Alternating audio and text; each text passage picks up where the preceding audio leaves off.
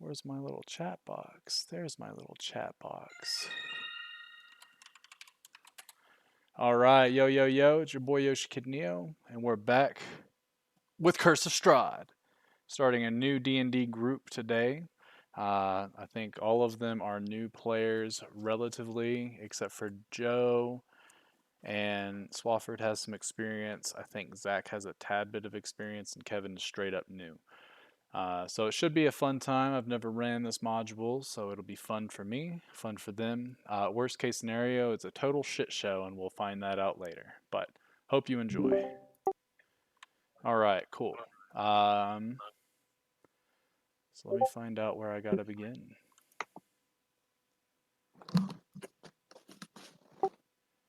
Neat. And as we go through the session, once I get it to where you guys are kind of role playing with each other, I'll try to quickly update your sheets with your new tokens.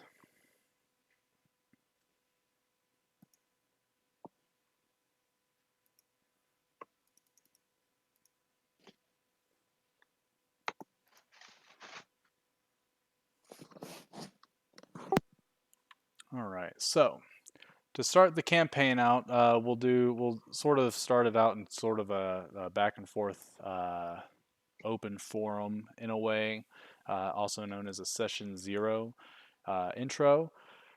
Today, we will be playing Curse of Strahd. It's one of the official modules from Wizards of the Coast. I think it's a very fun sort of sandboxy module instead of normal ones that are pretty railroady and cut and dry. This one has it. It has a lot of player choice that can really mold the world. A lot of different things can happen to where each time you play the module, it'll be completely different from the last time you played it. That's why I've chosen it, and I think you guys will have a fun time playing in it. Um, Things are a little different in the world that you'll be playing in, and I'll explain those things as it comes up in character. There's a lot of stuff to explore and things like that. For now, though, we're going to go ahead just for the sake of ease, and we're going to start with the background of your characters. All of you, all four of your characters, I've got two of them with names, two of them don't have names yet, but they will soon. But all of you know each other.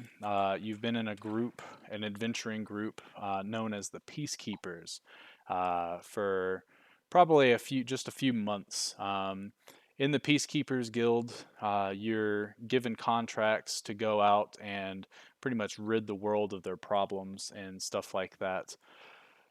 You guys are on your way home to the Empire of the Sea of Vetus, and you're in the middle of the woods as you're traveling back from a contract that you recently just finished, and you're heading back towards the Empire of the Sea of Vetus to collect your reward, as well as to earn your respective rank within the Peacekeepers Guild. As you guys are traveling, it takes about 3 days of travel to get to the location that you're headed to, and you're in the middle of the Ciavitas Wood, which is about 2 days outside of the uh, Empire's main capital.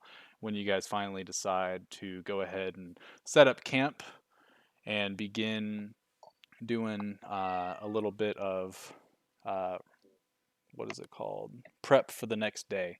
So, Joe, we'll start with you if you would like to introduce us to your character.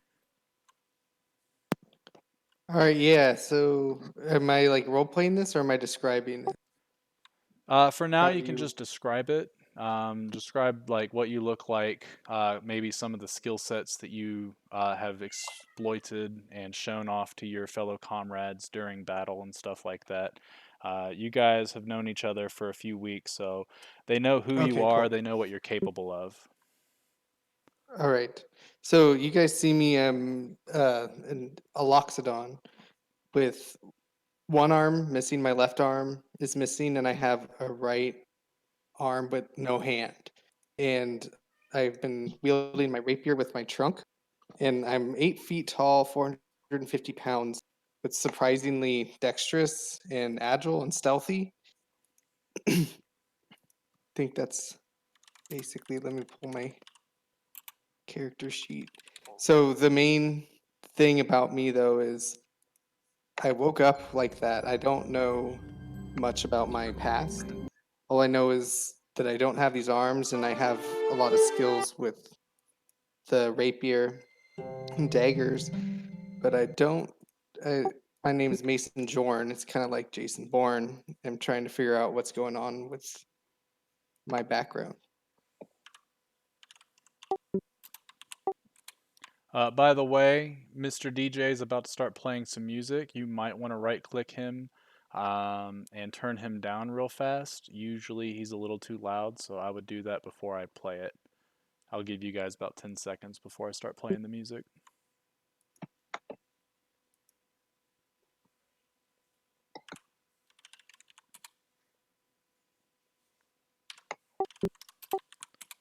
All right, Zach, if you would like to tell us about your character, what he looks like, what he's good at, go for it. Well, let's see here. Let me try to get my sheet back up. Name's Boris North Front. Northwind. Boris Northwind. I'm a 26-year-old human barbarian who's a local town hero, folk hero, rather, who's recently. Let's see here. Also, I'm not using that. Recently stood up against the city's tyrant. Helped out some poor people.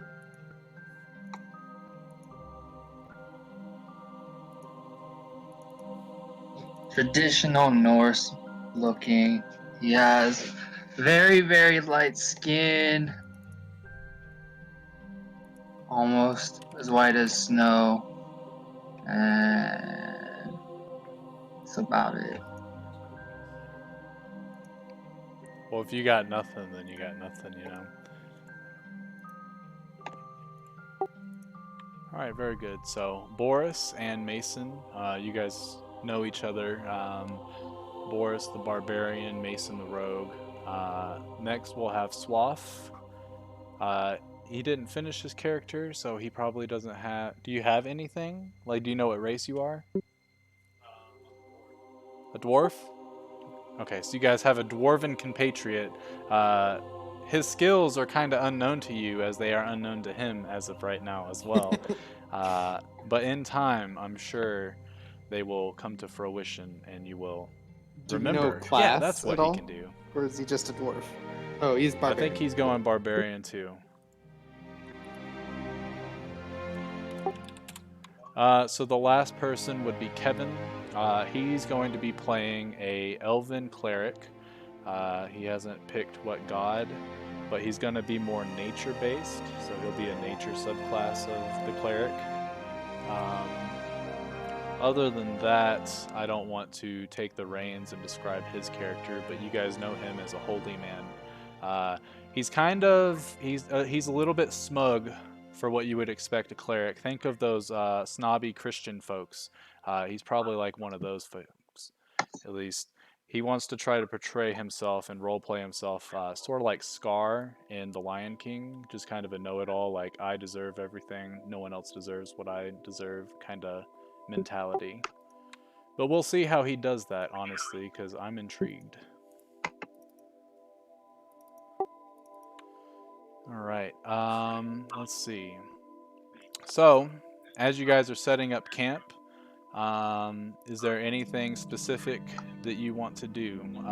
This would be the time for you guys to either role play with each other and try to figure out who your characters are. This would be a time for you to ask questions kind of about the world that you're seeing. Um, Zach, what is your how much D&D have you played in the past? I played the books maybe 8 years ago. That was third Okay, edition. gotcha. So I know Swafford also his other campaign is 3.5. So you two will probably I'll probably have to go over a couple of the rule changes that they did from 3.5 to 5th edition.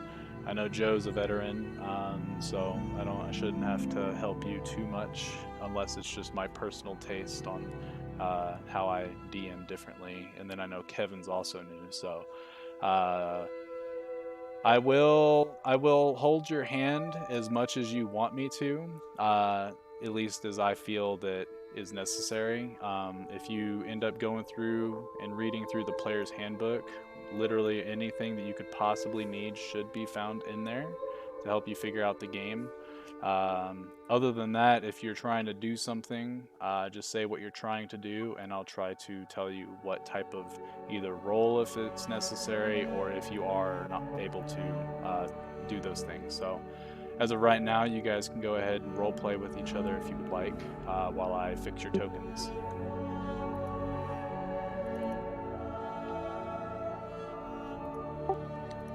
And by you guys, I mean Joe and Zach, since you guys have the named characters and Swaff is still finishing up his.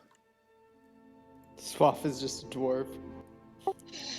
Yeah, for now, he's just dwarf. Hey, you, dwarf! Also kidding, I'm not calling you out. Hey, Swaff, can you talk? I don't know if I can hear you. Okay, there you are. Cool.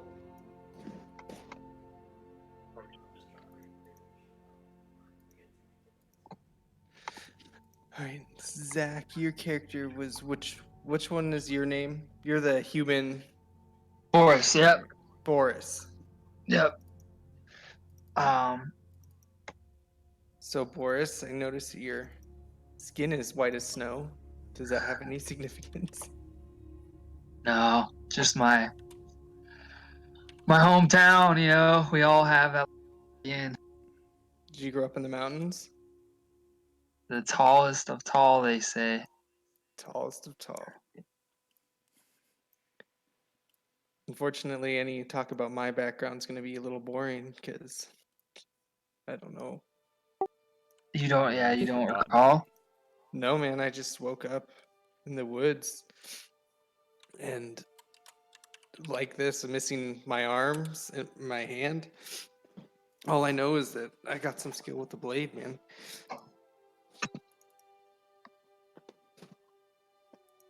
So makes my campfire talk a little boring. Sorry. Wish I could trade some stories with you. Yeah, I live locally in the mountains for my whole life. I thought I'd venture out and see the world. Well, looks like that's what we're doing now. So I'm just trying to hopefully get into as many situations as I can and jog my memory. Yeah. Who knows? I may have been an assassin or a terrible pirate, or I could be a noble person, or maybe just a farmer. That, Well, hopefully your past doesn't come back to haunt you yeah, or I hope us. so. It'd be unfortunate since I don't know what it is.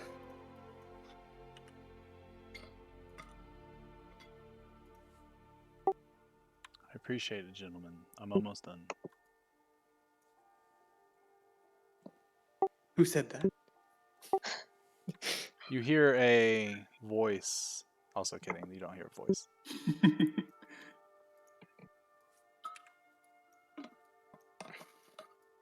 Really?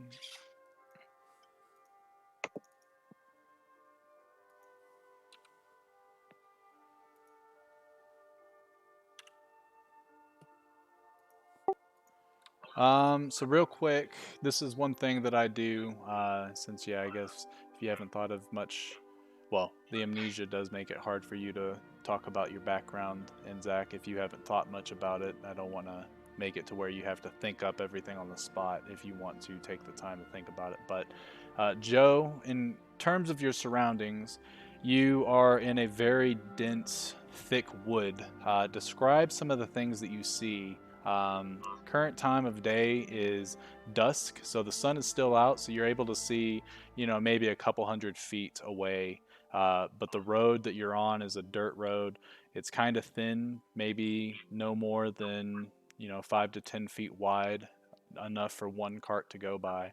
But describe some of the features of this forest that you see, within reason, of course. Um, all these trees, they look like they're some type of cedar. I'm sorry, the ground's a little moist. Is this kind of what you're asking me to do? Yeah, exactly. Yeah. Or So okay. you're building the world for me because I'm lazy. Oh, okay. Um, you said, I'm sorry, did you say it was dusk? Yes. So it's like sort of, it's not bright or anything by any means, but it definitely Okay. has the reddish hue coming on. So I start to feel and see the dew build on the grass that's between these fir and cedar trees. Um, the path next to me is like cobblestone, um, with some shrubs on the side where the trees were obviously cut down, but there's still some foliage building there.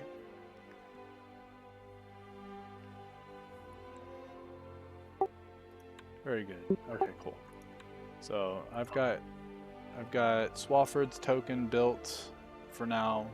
Hopefully he changes it. We'll see. I've got Joe's token built. Kevin will send me his later. Zach, whenever you find one, you can send it to me. Yep.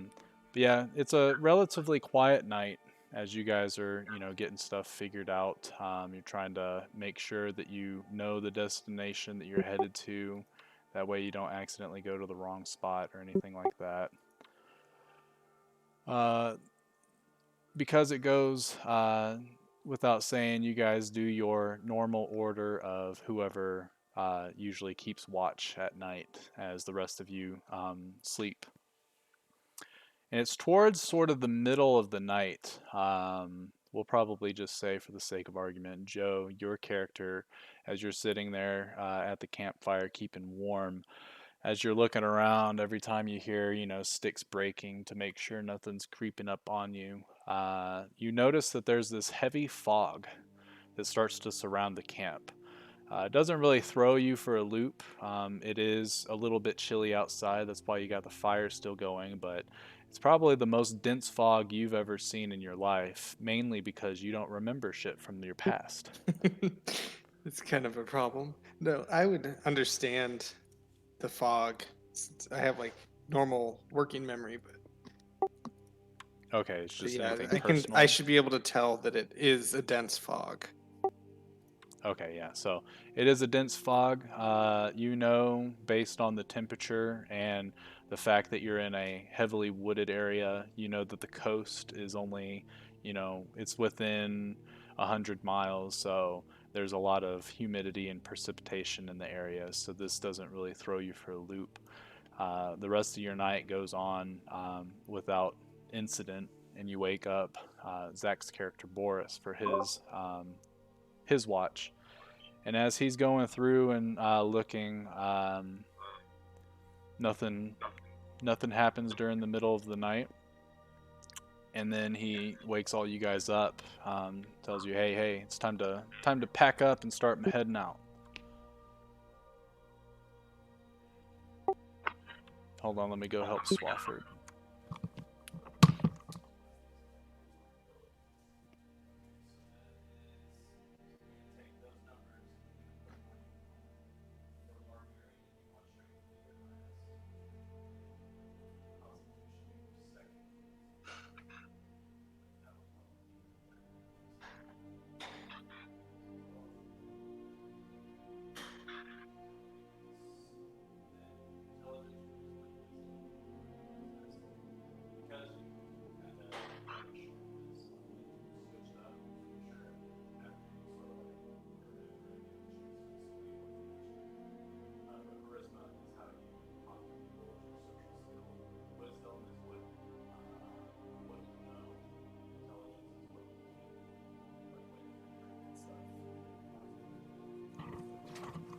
But yeah, none of that stuff, since your character was created really fast, has to be set in stone for this session.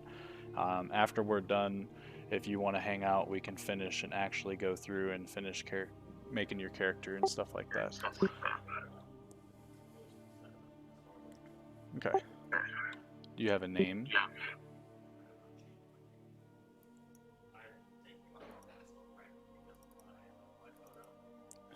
Frank? Go for it, dude. Do your thing. Alright, let me change the music real quick.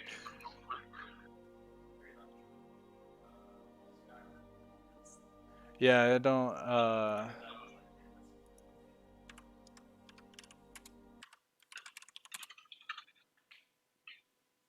Is this who am music I hearing provided myself? by the Curse of Strahd, or is No, it not like at all. that you found? Something I found and wanted to use just for the first part. The next stuff is Curse of Strahd material.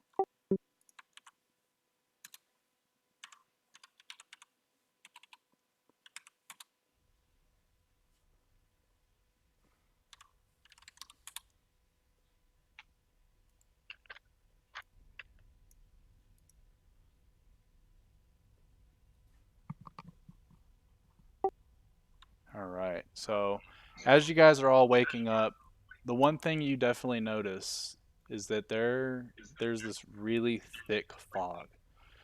It's so thick that you can barely see the trees that surround you. It's Mason, from what you remember during your watch, is almost completely different. Even the trees look completely different.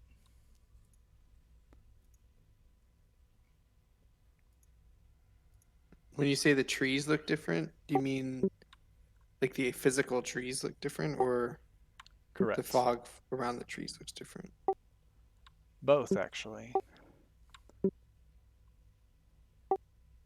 And the campfire, so the woods are very quiet, and the air starts to grow chilly as this fog starts to get closer and closer to your camp.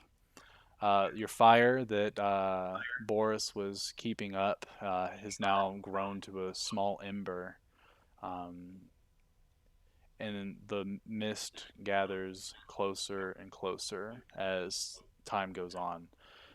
As you guys are finishing packing up your camp, you can't help but notice that the fire, it looks like the embers just barely hanging on before it finally just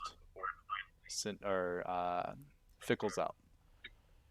And within a moment, there's a huge burst of flame, and your campfire ignites almost as large as a bonfire itself, and just pillar of flame, probably about 20 feet tall. And you guys are just all kind of shocked. You sort of step back a little bit and you're looking.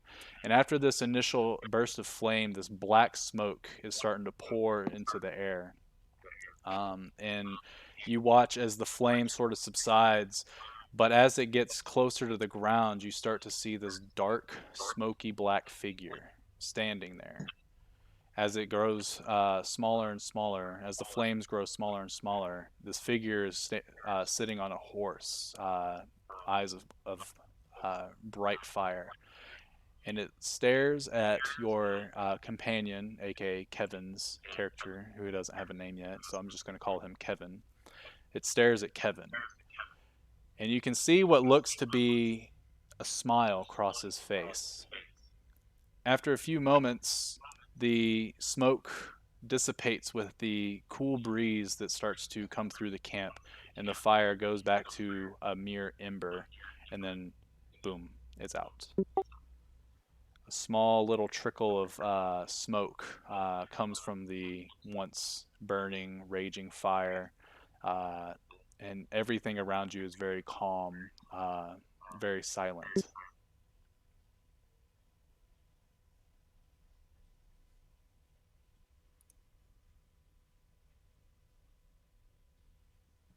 You guys can do whatever you want. Yo, what was that? I'm gonna check the fire, Okay. investigate it. Yeah, so go ahead and roll me a investigation check then.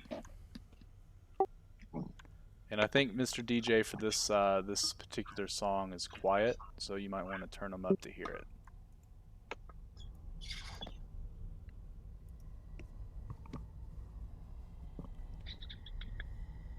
What did roll which for investigation? The So on your character sheet, if you go to, oh, I see why. There. So on the core page, that's where you're going to do a majority of your rolling. If you scroll down a little bit, you'll see on the left-hand side, sort of where all your attributes are, there's going to be a skills box. If you click on investigation in that skills box, it'll roll it to the chat. Oh, that's All neat. right, 18. So, yeah, anyone that wants to investigate the fire, go for it.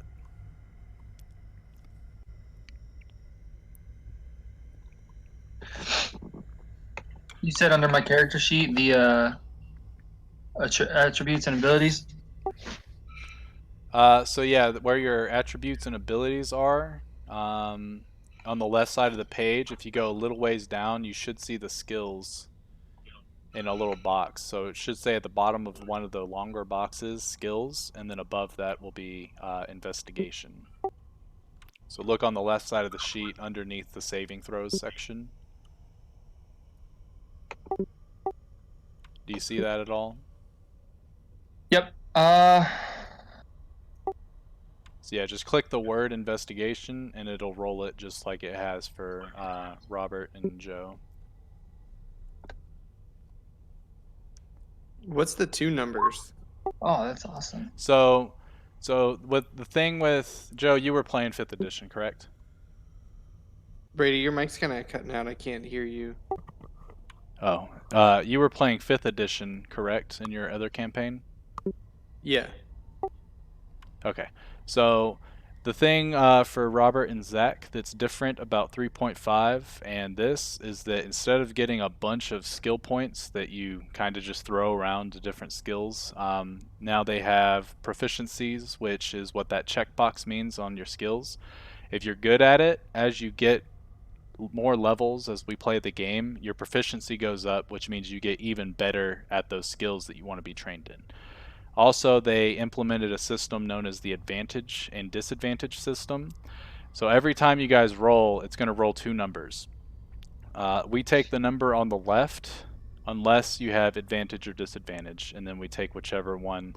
Oh, So cool. if I give you advantage, then you roll twice and you take whichever number is highest. If you have disadvantage, you roll twice, take whichever is lowest.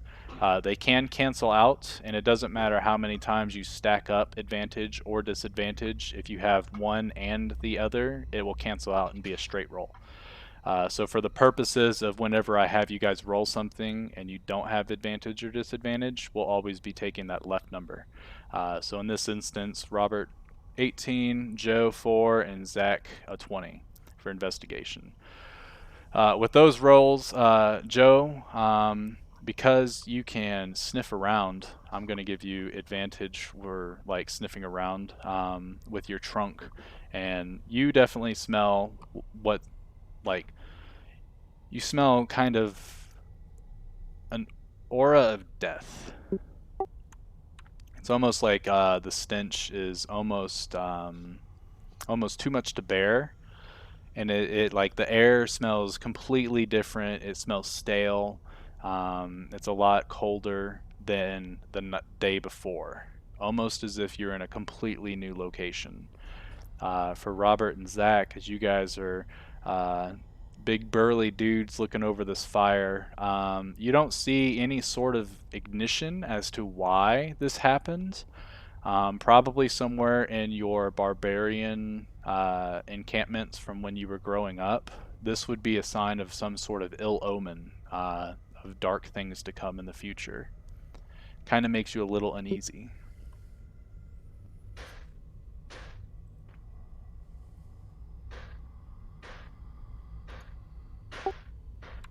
So it's at this point, if you guys want to talk to each other, you would.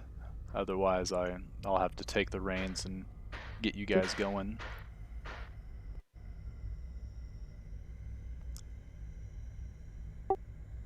Another thing you guys do see is the road that you're on is completely different. Like the soil itself looks different. And it looks like so from the direction that you think you were coming from is all engulfed in mist. And the direction that you were heading, you see the dirt pathway, and it's pretty much clear of the mist. Hey, Brady, did when I was sniffing around, were there certain spots that smelled funky, or was it everything, just like the Yeah, it's aura pretty of much this whole place? the whole air, everything that you're sniffing. Okay. So you don't smell anything specifically coming from your fire as you're sniffing around, but when you sort of put your trunk up in the air and take a sniff, like the air itself is just stale and Okay. has this stench, this death stench. You said I smelt it as well, or I just felt No, off. you feel the from the heritage of your barbarian tribe. At least I'm going to assume you're from a tribe. We can retcon that later if we want to, if you want to develop any backstory for your character or anything. But from your tribe, from the speakers, like your elders and stuff, you know that something like this doesn't happen unless something bad is going to happen in the future.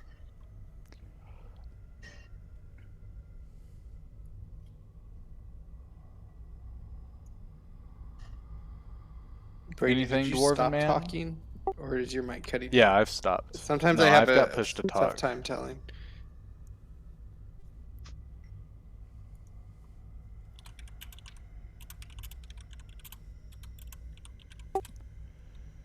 So yeah, if you guys want to discuss between Okay. each other what you're seeing. It smells like death here, guys. What's going Yeah. on? I think we're dealing with more than the old sword and shield around these parts. Yeah, that's an understatement. Have you guys ever heard of anything like this happening before? Is this normal?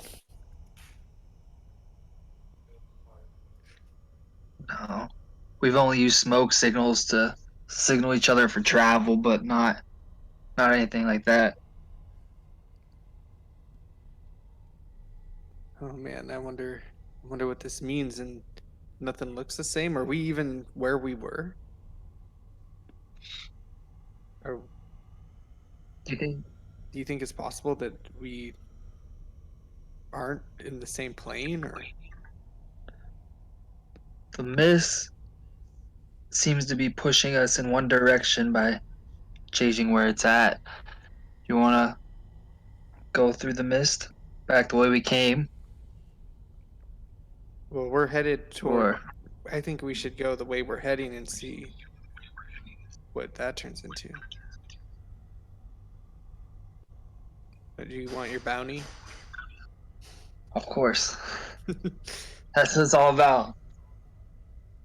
I say let's be wary, but let's go get our bounty and see investigate this stuff after and during. What do you think? Can I investigate the pathway for hoof tracks of any sort right outside the campsite? For what kind of tracks? Horse tracks. You said they were riding a horse with Yeah, glowing. the figure you saw was riding on a horse. As you look around your campsite, you know you know exactly what direction you guys came from, and you start kind of at the backside of your camp that was heading what you knew as south. When you go over there to look, you notice that your tracks that you guys left aren't even there anymore. This kind of throws you for a loop. You're not really sure what to make of it, and you start to sort of panic. You don't get too close to the mist as you're looking around the rest of your camp, and you don't see any signs of life besides the foot fresh prints that you're currently making, and the soft sort of muddy ground.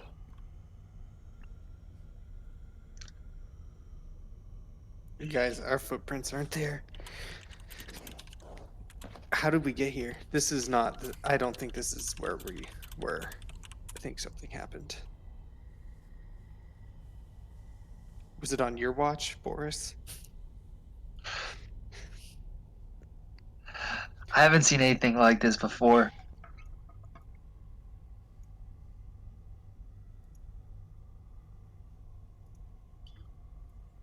Well, what do you want to do? Is ours? I say we keep a move on before we disappear too. Yeah, I think we should try to get out of here as soon as possible. Yeah, Some magic's going on here that I don't understand, and I'm assuming you two me neither. barbarians don't understand either. Roasted them. What are your Are you guys intelligent? On a scale of 1 to 20, how smart would you consider yourself?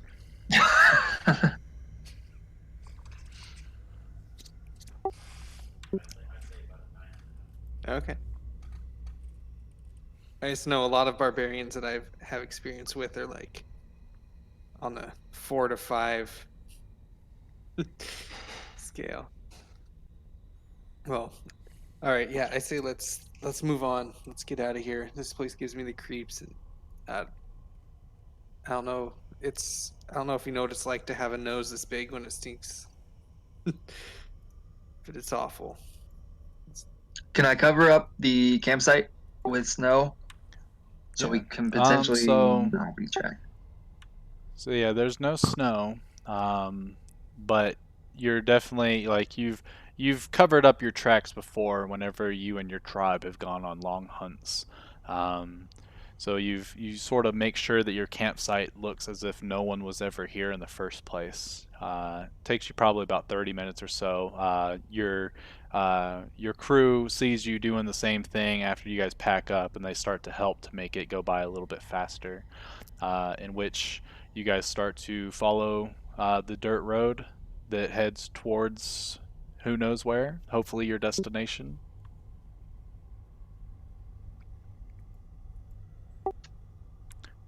And as you guys are walking, everyone go ahead and give me a perception check. I'm assuming you said perception. I didn't hear. Yeah, perception.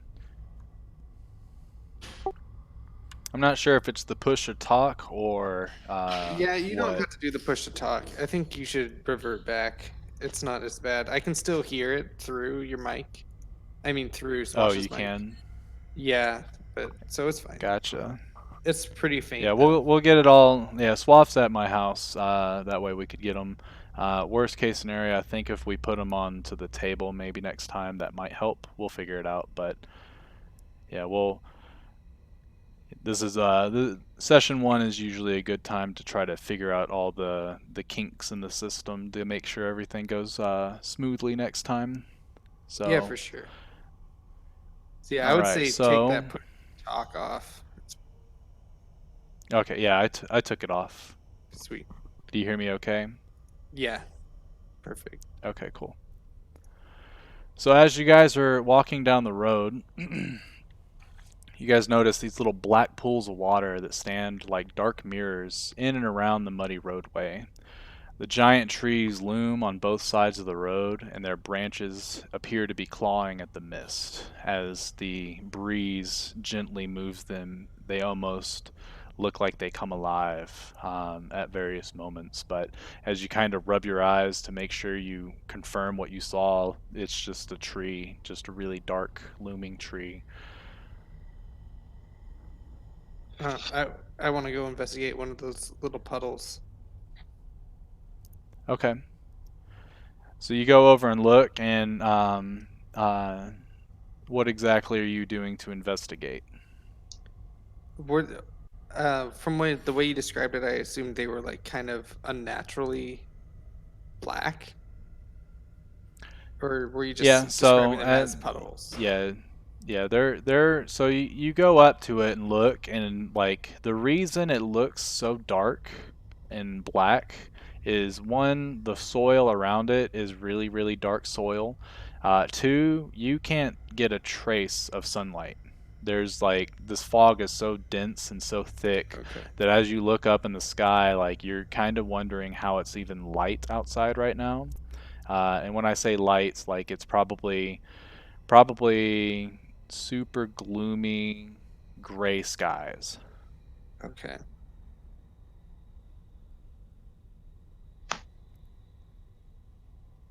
All right, I'd say we continue walking. Okay. So So as What you do you guys continue think? walking, it yeah, as you continue walking, it probably takes you the better part of, let's see, probably 30 minutes or so before you get to these really, really large gates. You should be able. Do you guys see that? Did something pop up on your screen? Let me try again. Hold on. Show everyone. There we go. Did yep. a picture just popped up? Those Yeah. are the gates that you see. Are those the gates that we're expecting to come upon? You've never been. Actually, no. I would say that you went to the Ciavitas Empire. And you know that on your travels to the south through the exact woods, there was no gate. Okay. Guys, I don't But now there is this remember. gate. I don't remember a lot, but I definitely know that we haven't seen this gate before. Are the doors open or closed on the gate? Currently, there one of the doors is opened, and it's opened enough for you guys to be able to walk through it nice and easy. There's nobody manning it. As you look around and stuff, like it almost looks as if it's been unkept for years, possibly decades. There's definitely not a living soul anywhere near this location except for you guys. Oh, yeah, let's definitely go in there, guys. I have a good feeling about this. Who Um, knows what we're gonna find?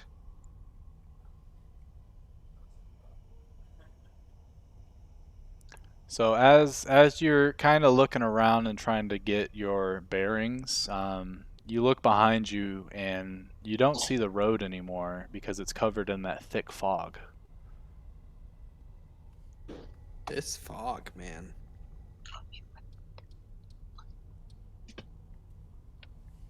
Yeah, you guys want to go and approach this gate? Uh, I'm down. Let's go. yeah.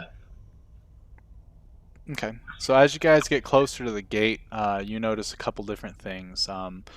The fog, like in this location, it's kind of open, just like the picture shows. It's a little bit more open. You got the trees on the left, and then there's the trees on the right, and the trees are behind you. So this is the only location that you kind of see like a slight glimmer of sunlight. But the fog spills out over out of the forest and swallows up the road behind you every step that you guys take. Um, Ahead of you, you look and you can see the huge iron gates hanging from the stonework that seems to have two headless statues of armed guardians flanking the gate. Their heads now lie among the weeds at their feet. They greet you with only but a silence. And as you get closer and closer, you notice that the gates start to open towards you, as Oh, if they're as we're beckoning you to approaching. come in. Oh, all right. So apparently we're supposed to go through here, guys. Let's go. Ain't no bitch. So you're a barbarian, correct? I'm a rogue. You're the rogue. Okay. Ro- You want to like line up or enter these places in a certain order? I'll All right. stick in the middle. I'll take I'll take the rear. And then Kevin's character would kind of stay in the middle as well by Joe's character. Okay. Yep. I'm following. Okay. So as you guys walk through, you kind of look, and the gate's probably like 50 feet tall, something like that. They're pretty massive, so it's very off-putting at the fact that these things are opening up and no one's there. As you guys walk through, you look back, and the fog is ever encroaching towards you guys. And as it's about to pass through the gate, you guys notice the gate shut with a loud thud. I guess Uh, there's no turning back now, boys. can I try and prop it back open? You said Yeah, it's go 50 ahead and feet roll me high. a strength check. Say what? It's 50 feet high. Yeah, it's a big ass and it's iron. All right, I'll still strength check it. Okay, yeah, go ahead and roll it. Is And it? just so you guys know, I don't know, I don't remember. I'm pretty sure in 3.5, natural 20s and natural 1s meant automatic success or failures. Uh, in fifth edition, that only pertains to attacks. So if you roll a natural 1 on the attack, it's an automatic miss. Likewise, a natural 20 on an attack is an automatic hit. For ability checks, it does not mean automatic success or failure. So you could roll a 20 and have like a plus 20 modifier and still not be able to do a thing. Okay. But yeah, go ahead and roll your strength. For this one, you should click the it should say strength on the left side of your page. If you click the word itself, it'll roll it. Yep. Uh,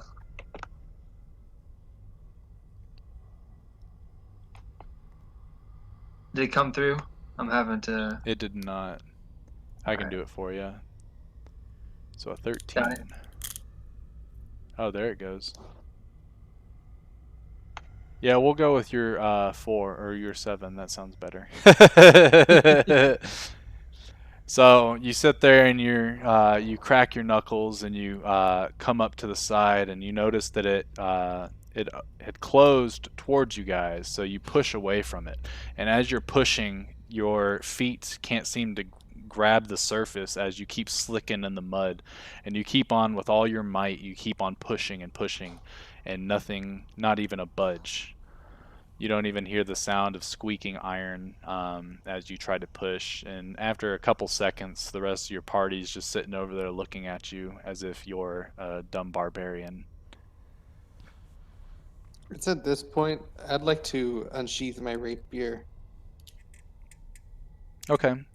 You guys and notice Mason go ahead and take his trunk and he unsheaths his rapier, having it at the ready.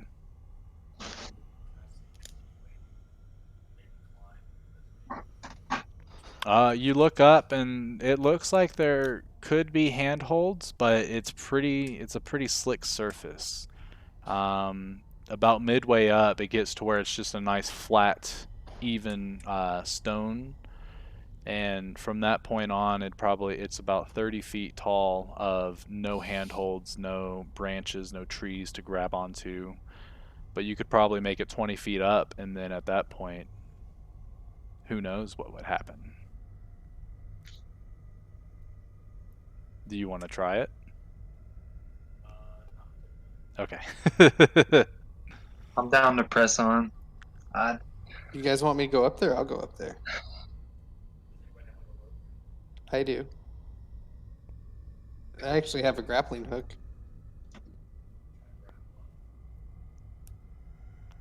We can. I can just climb up. It's no big deal.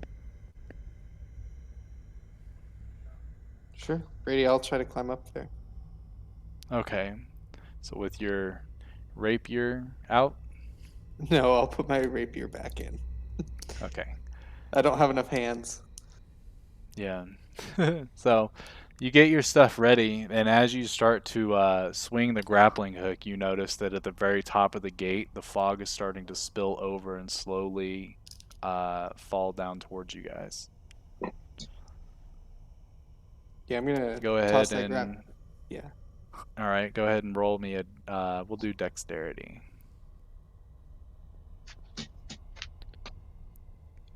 Okay, so you throw it, and as it goes through the fog, you can hear an audible clink, and then you sort of tug on your rope, and it seems to be very snug.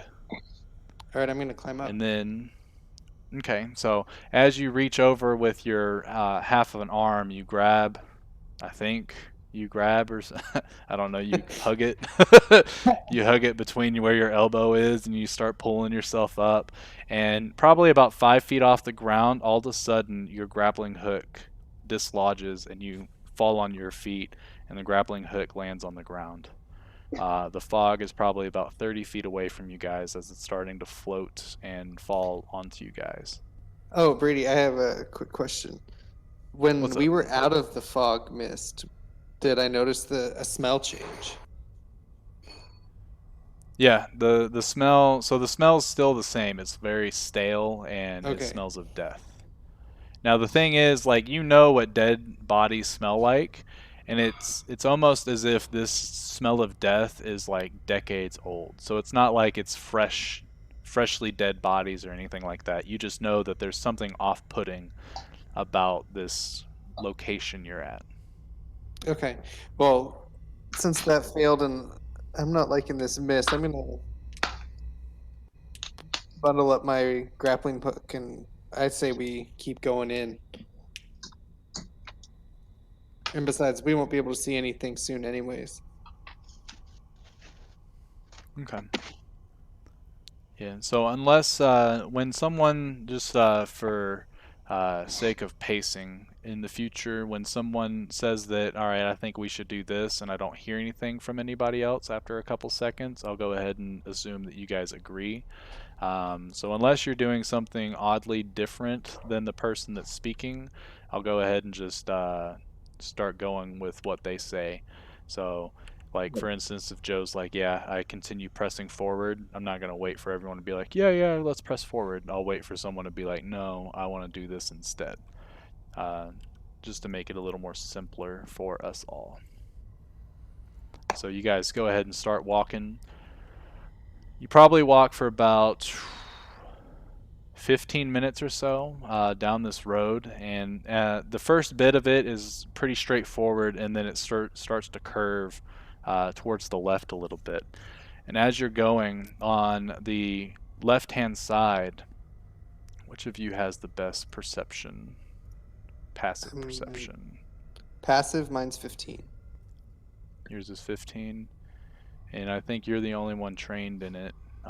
Kevin might train in it later, but for now, we'll assume he's not. So, Mason, you see on the left-hand side, you see a couple different burial sites with gravestones. Hey guys, there's some burial sites over there. Do you guys want to? We should go check those out. I'm following. Okay. So as you guys get close to them, you're looking at them, and there's three stones. Um, each of them have different writing on them. The one on the left has the name Bogan. The one in the middle says Alana, and the one on the right says Mason Jorn. Oh Lord, guys, that's my name. And you notice that this grave site looks a little bit bigger than the other two. Guys, Why you keep looking at I'm me? not. I'm not into defiling graves or anything, but I feel like I need to dig into this dirt here and see what's in here.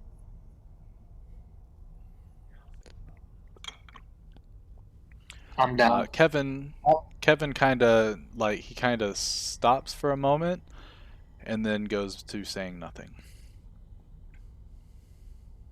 Yeah, because it's a Um, cleric and is not so hot yeah, on defiling graves. But it yeah. seems like it's my grave. I think I can defile my own. Yeah. So it probably takes you guys about, I don't know, I didn't look at the equipment that you guys chose, but I'll say that you guys probably have something that would allow you to dig a little bit anyway. So it probably takes you the better part of 10 minutes to uncover what looks to be a Luxodon corpse, notably missing an arm and missing a hand.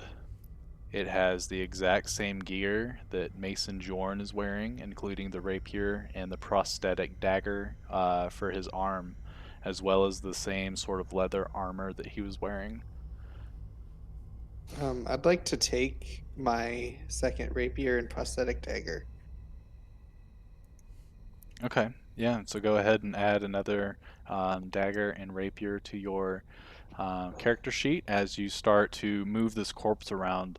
You can't help but give it a good sniff while you're using your trunk to sort of manipulate it, and it has your scent. It's totally me. Guys, I'm freaking out here. This is me. Do you guys have any idea? Like, I can't think of what's going on. Kind of starting to freak out here.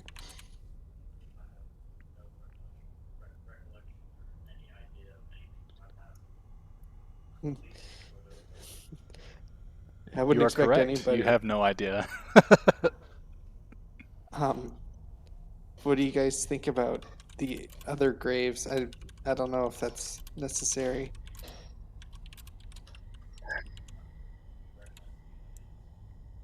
No, none of you have ever heard these names before.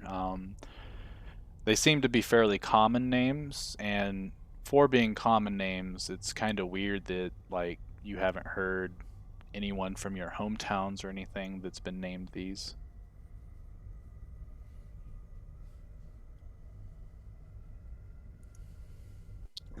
Brady, did I notice that it's like the exact same equipment with You do. it's like 50 So feet of if silk like, rope, a flask, a grappling hook, yep, everything. What literally about everything that 140 you gold? had. Yep, 140 gold lies there in a Um, pouch. I will add that to my gold. Yeah, go for it. Yeah, you guys are watching as Mason Jorn is just over here taking everything off of this corpse. You notice, since he wasn't trying to be stealthy about it, you watch as he grabs this little coin purse, and you can hear the jingling of coins in it as he stuffs it into his own backpack and stuff like that. Kevin looks very uneasy about all of this, but I don't want to roleplay how his character would react. I'm just doing uh, the typical cleric. We shouldn't do this, guys. How Well, and I totally understand that, but this is me. This isn't somebody else. Something else is going on here.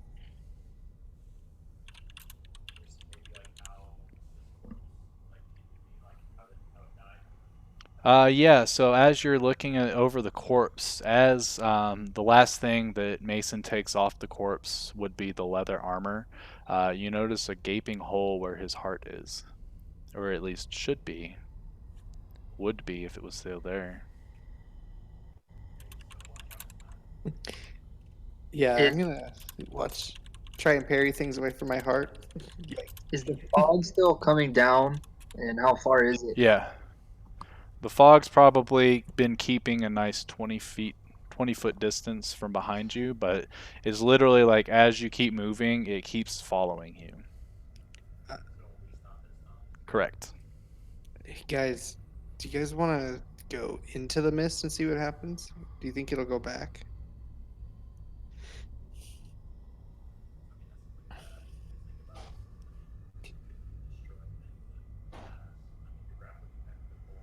Oh, that's a good point.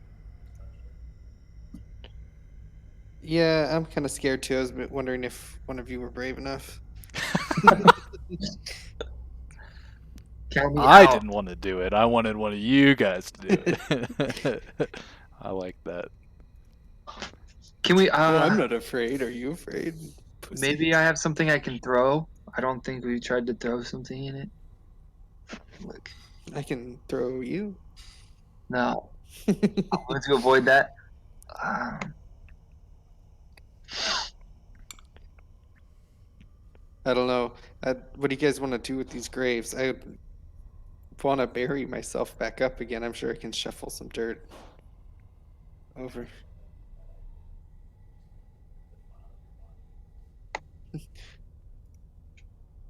I, yeah, I don't really know how I feel about this.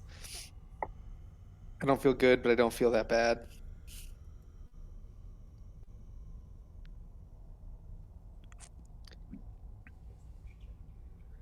I'm kind of thinking so, but that's pretty. I'm not good. I don't know if you guys are good. I'm new. I'm gonna say that Kevin interjects, probably in saying, "I was cool with you guys, digging up yours for the sake of curiosity, and we did find that it was in fact your body, which really freaks me out. I'm trying to pray to my God, but I don't seem to be able to connect with him or her, whichever he ends up choosing later. I don't think that it would be right, whatever gods of this world are that we're in now, would allow us to dig up these other two graves, as we know nothing about them." I understand what you're saying, but I'm wondering if it's almost worth it to get clues to do this naughty thing.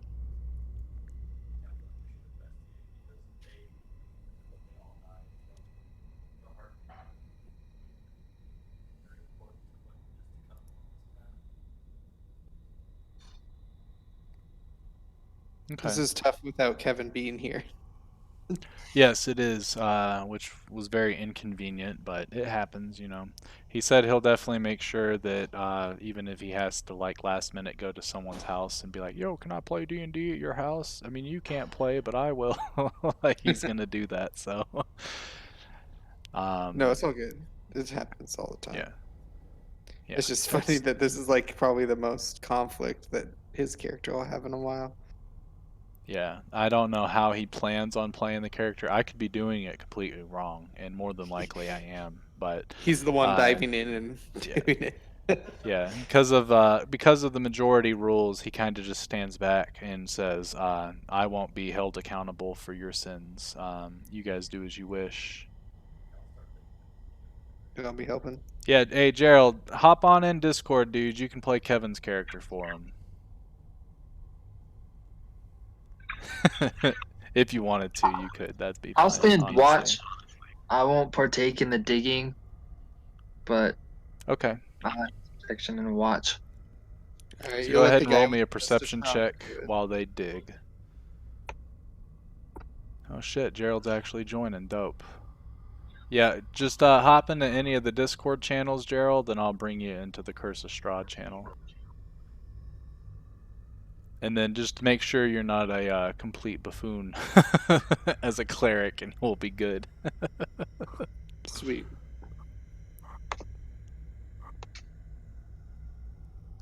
So yeah, perception check. Cool.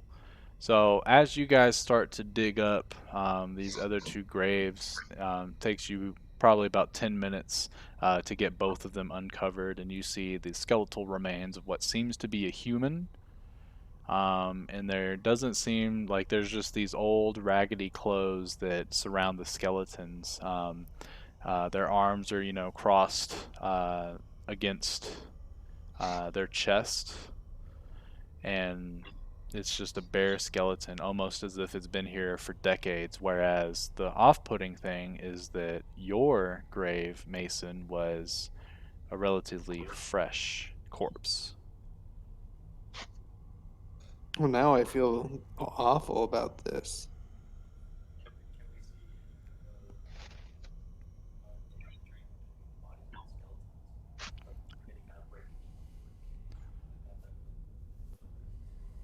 How they died? From the looks of it, all the bones look relatively pristine in terms of overall bone health. Obviously, they're old and sort of brittle, but you don't see anything like there's no bones missing, there's no obviously cracks or anything that would have been caused by some sort of like bludgeoning or piercing effects. So, more than likely, they died of either old age or suffocation.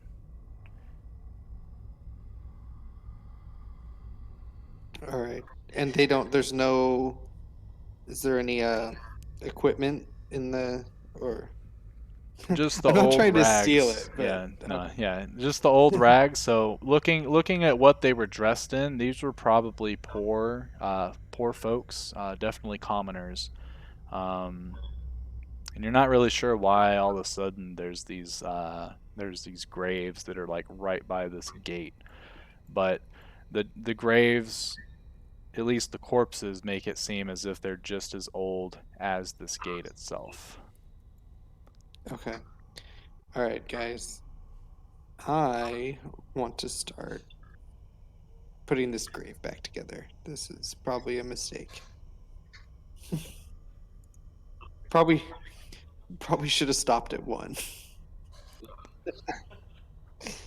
As for our friend fellow Zach, with your 9 perception, you notice that the fog is probably about 10 feet away from you guys by the time they start to put the dirt back on these graves. Other than that, it's just the normal, like you get this little bit of a breeze, which, despite the fact that it's blowing directly towards the fog is still rolling ever so slowly towards you guys. The the dark branches of the trees sway, and you can hear the crackling as they sort of brush up against each other. And it almost looks as if when you're looking in the fog, you see shadows of people come and then go, and then come and then go. And then you almost see what looks to be the figure of a hand reaching out and then all of a sudden be encapsulated by the fog.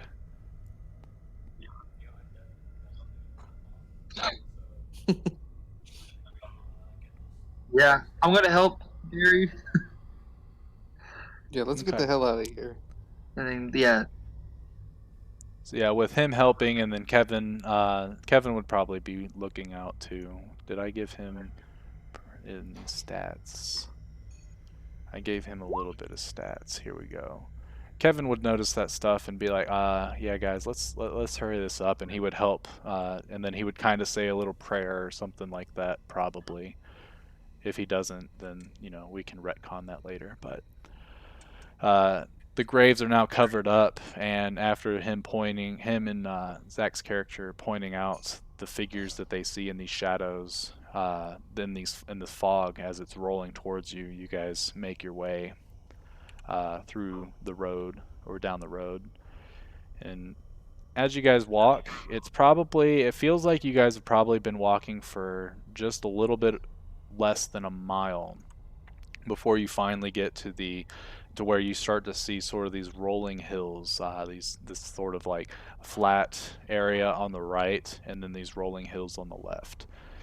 The fog is still creeping behind you, and it's still sort of encapsulating most of the area to where you can only see maybe 10, 15 feet out from the road itself, and then it's just this thick fog. You can't see past it.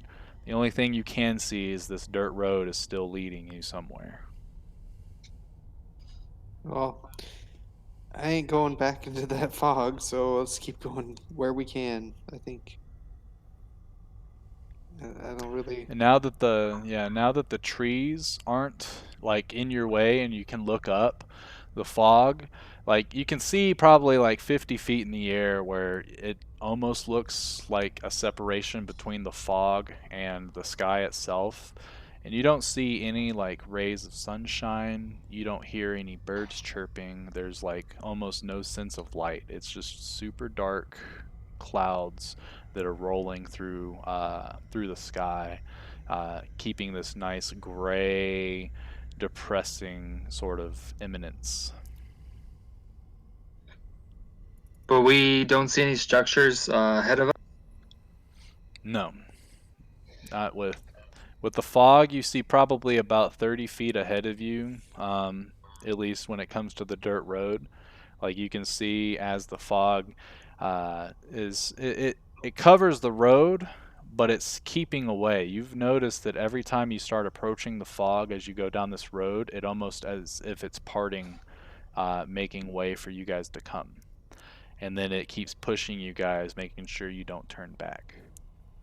At this point, that is something that you guys would definitely realize. We're definitely picking up on that. Okay. The shadows. in the fog. Um, you said they look like people passing by, or they. Yeah, like every now and then you see what looks to be a shadow of somebody, but then you kind of blink and it's not there anymore. You kind of keep a weary eye as you look, and you're not sure if it's actual shadows, you're not sure if it's spirits, you're not sure if it's just your mind playing tricks on you, but you're starting to freak out. I say we pick up the pace.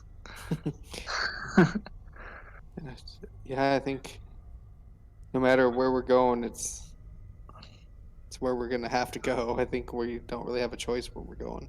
It's almost like we're on a railroad. Yeah. Okay, so as you guys keep on pressing, it probably feels like you're walking for another 2 miles or so. Um, and once you start uh, getting further and further, uh, tall shapes loom out of the dense fog that surrounds everything. The muddy ground underfoot gives way to slick, wet cobblestones. The tall shapes become recognizable as village dwellings. The windows of each house stare out from pools of blackness. No sound cuts the silence except for mournful sobbing that echoes through the streets from a distance. You guys see in the distance a village. You're probably about 20 feet from it, but you don't see a soul walking outside right now. Um, as you guys get a little closer and closer, you notice that there's no lamps, there's no lights, there's no people walking around. As you start to walk closer into towards the village, once you get like right on the outskirts, you can hear audible crying coming from probably about 100 feet in front of you, and the fog starts to dissipate, giving you guys greater vision of this village. I think, let's see. The houses, I'm going to show you guys this thing. It should pop up here in a second. The houses kind of look like that. There's a couple really tall ones, so 3 story to 4 story houses. Most of them are that 1 story house, but they all have that kind of aesthetic. Kind of almost like a mix of Adam's Family and some sort of like Gothic German village in a way. Do you guys think we should try to make contact with someone in a house or let our presence be known? I kind of want to check out this crying. Would- Okay. So, as Mason starts to sort of point out, like, hey, we should probably just get a little deeper into this village. Um, are you being named Frankie for real? Okay, cool. Frankie, your friend fellow who you've known for at least a couple months now, uh, he takes his stumpy little dwarven legs, hops up on a barrel, and places his face right up against a glass window, and he can't even see through it. It's as if someone blacked out the window itself with either paint or something. You put your ear up against the window and you can't hear anything on the inside either.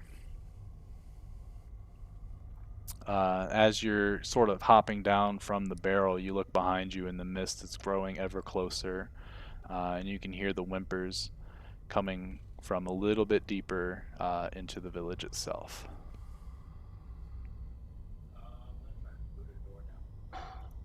Okay, roll me a strength check. Okay, so you head up to one of the doors, then you kind of step back a little bit, and you come up, and with the full force of your stubby dwarven legs, you put all of your weight into this kick, and the door swings open, and as you walk inside, you see like this dust that's been unsettled for who knows how long, probably years at this point.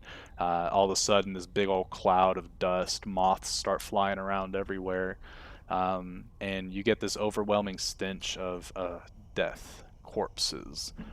And as you start to look Yeah. in, as the dust starts to settle, you see skeletons in the corner, kind of sitting there as if as if they've been there for quite some time.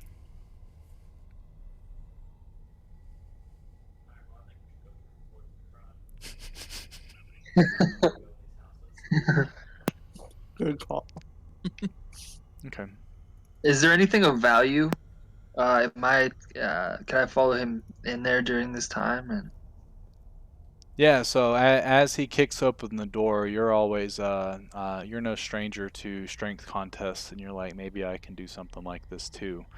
So you walk inside, and it looks, like a normal, like there's a family table with a lamp in it.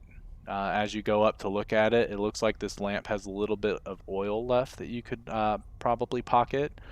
There's various like eating utensils and stuff like that. A bunch of moldy bread, moldy fruits, kind of just sitting over where their pantry would be. Otherwise, it doesn't look like this family had a lot to offer. And you do notice it's a family of three.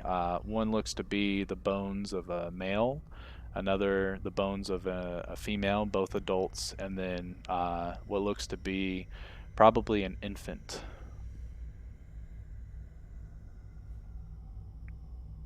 I don't think I'm gonna disturb anything.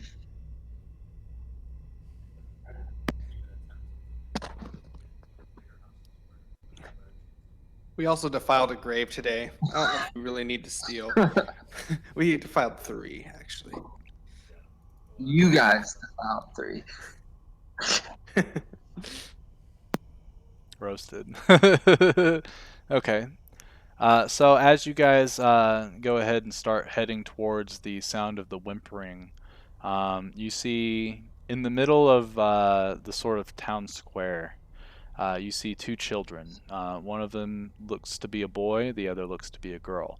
The girl's kind of standing there over her, what you would presume, little brother, and the soft whimpering draws your eyes towards the pair of children that are standing in the middle of the otherwise lifeless streets. After shushing the boy, the girl turns to you and says, "There's a monster in our house," and then she points to a tall brick row house that has seen better days. Its windows are dark, and it has a gated portico on the ground floor. The rusty gate is slightly ajar. The houses on the other side are abandoned, their windows and doors boarded up. You see the two children, whoops, look like this.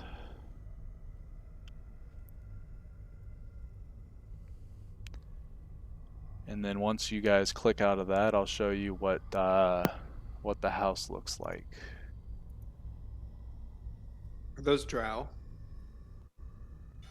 I think because of how dark it is, they're not drow. They're just really dark-skinned humans because they Okay. look human to you.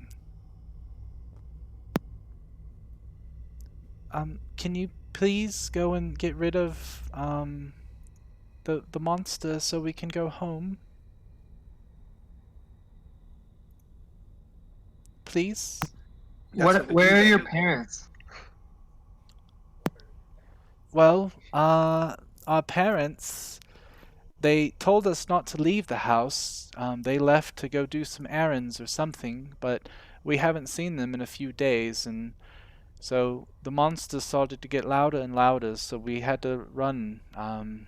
It's almost as if it was chasing us, but we're really scared and want to go home. You want I should kill monster. Yes, please. Kill the monster so we can go home. They'll never Alright, boys, come let's go kill. back. Shh. It's okay, Thorn. These strangers will help us. Won't you? What's in it for us? Just kidding. Well, oh, you're just Yeah, kidding I was for just real? kidding. Okay.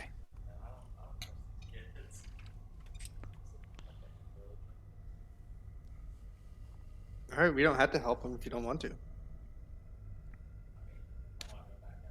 That's what I thought. So one thing to note real quick, as you guys are talking to them, the little boy seems to stop crying and he clutches his doll and kind of hides behind his sister. And as they're looking around, you guys kind of look around too, and the fog is starting to get closer and closer, but it doesn't get close to this house. The pathway that you guys came by is fully engulfed in this fog, and it's just etching closer and closer. And the two little ones start to walk towards the house. Uh, it's this way. We'll show you in, but we won't go in until the monster's dead.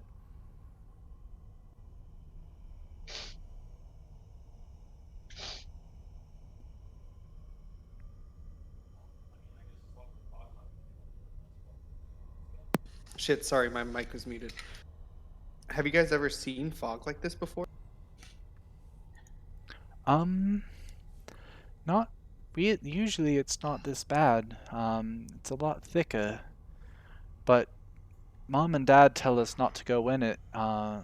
For if you go too deep, it will consume you, and eventually you'll be lost forever and become one of them, the souls that wander this place, looking for a way out of the wood. Do you know where we are? Why, you're in the village of Barovia. I'm assuming none of us recognize Barovia.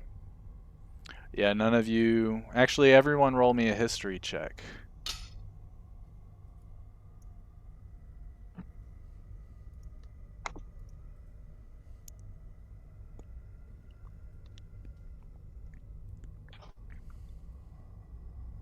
I'll roll for Kevin real quick. Just in case. You never know. I made him proficient in history okay. So Glad he when took she it. speaks up about when she speaks up about Barovia, uh, Kevin's character looks a little puzzled.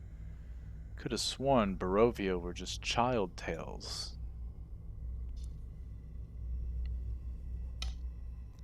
Other than that, you guys know for a fact that Barovia, there's no current village that you've ever heard of in the world of Borodil, which is where you guys, that's the continents, the collection of continents that you guys were all born and raised and grew up in, were the continents of Borodil.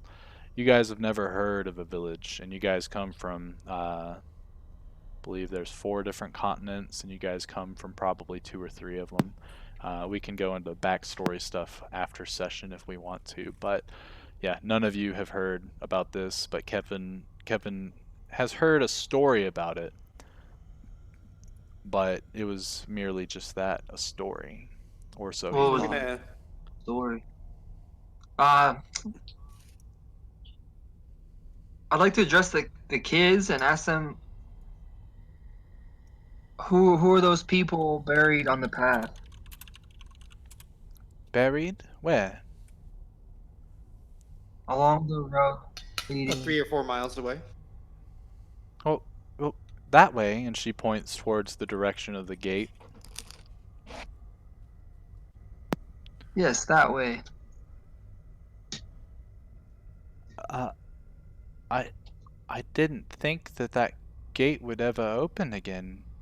Hasn't opened in decades from what we've been told. Are you sure you came through that gate?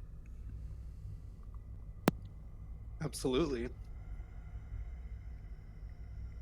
What, what Well, continent do you think? with What continent are you from? Barovia. We've always been in Barovia. I don't know what's beyond the mist, though, but I'm sure it's just more of the same, and it's all part of Barovia. Are you telling me you're not from Barovia? We're from Borodil. I don't think I've ever heard of such a place.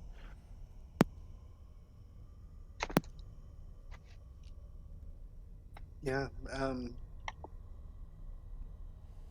The, I, Um, I think maybe if you're able to kill the monster, then we can finally find our parents and we would be able to have them answer your questions.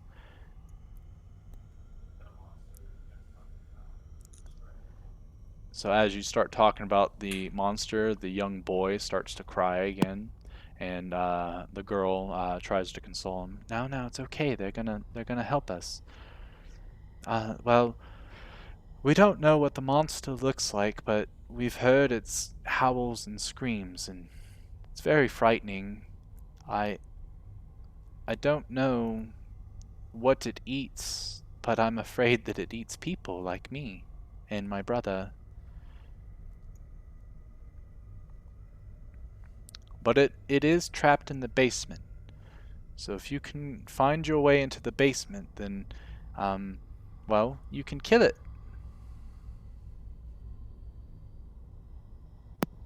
All right, boys, what do you think? I think let's go.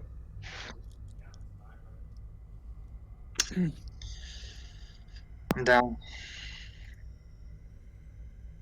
Okay. So they lead you towards the house, and as they open up the little gate, there's the front door in front of you. I'm gonna bring you guys over to this location. It should be completely black for a second. Let me bring out your tokens, and then I'll have to add lighting, I think, to them real quick. So let's see. Emits light, has sight.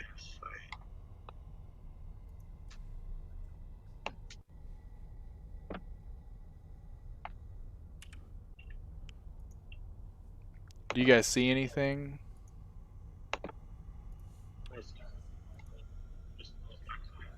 Yeah, Okay, same. but you guys do see your tokens? Yeah, they should be there. Hey, so I have a quick question Interesting. about this roll 20. I have these four huge icons, all the players in here, that take up like a quarter of my screen. Can I get rid of those somehow? On the bottom Yeah, left? yeah, Yeah, if you click the cog in the top right over the chat box, that'll be the yeah. settings. Towards the bottom, there should be a player avatar size. You can turn it to names Sweet. only. Awesome. Thank you so much. Yeah. Fog of War. Oh, that's why. There we go. Does that work? Do you guys see stuff now? And then let me do one more thing, actually.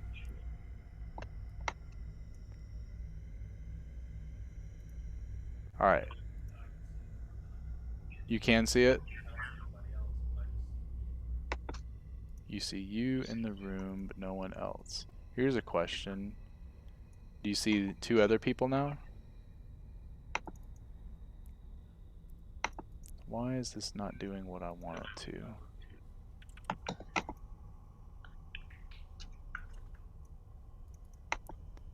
That's the only bad thing about it said that it had everything set up for me, and that was a lie.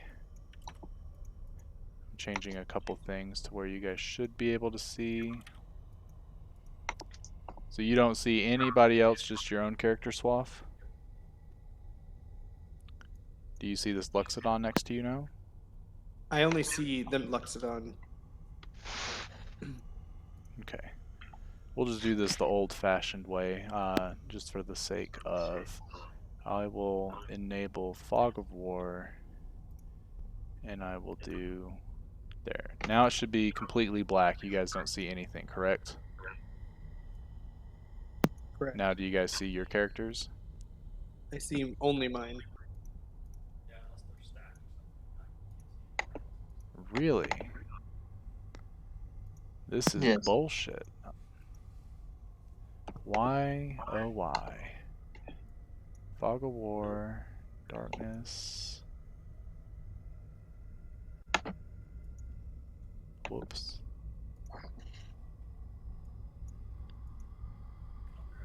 Yeah, do your thing, dude.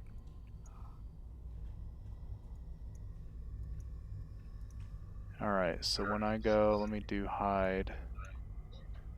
So now you see nothing, and now you see something. Can you see the map at all? Yeah, I see the Can you see map. where it says first floor? No. Now do you see it? I have to zoom in a little more. Because that's weird that you guys don't see Yeah, I'm just each missing the other other's tokens. tokens. Let me do that. Maybe that's what I gotta do. Oh, I see everyone. You do Mine now? came up. Yep.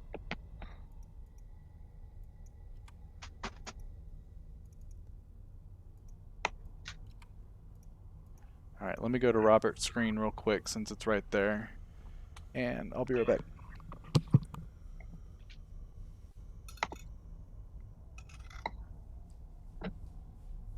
So, Zach, you see everybody. What Yep. about you, Joe? No, I only see myself. Alright, let me try deleting all the tokens. Do you guys still see that area? I see the area, Yeah. no tokens. Okay. Now I see mine. Now I put Joe's token there. Does everyone see it? I do.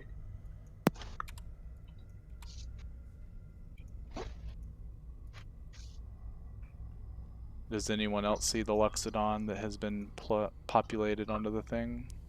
I see him. You do? Why Yep. don't you see him though? Swaff. Wonder if there's something in your settings that's causing you to not see it.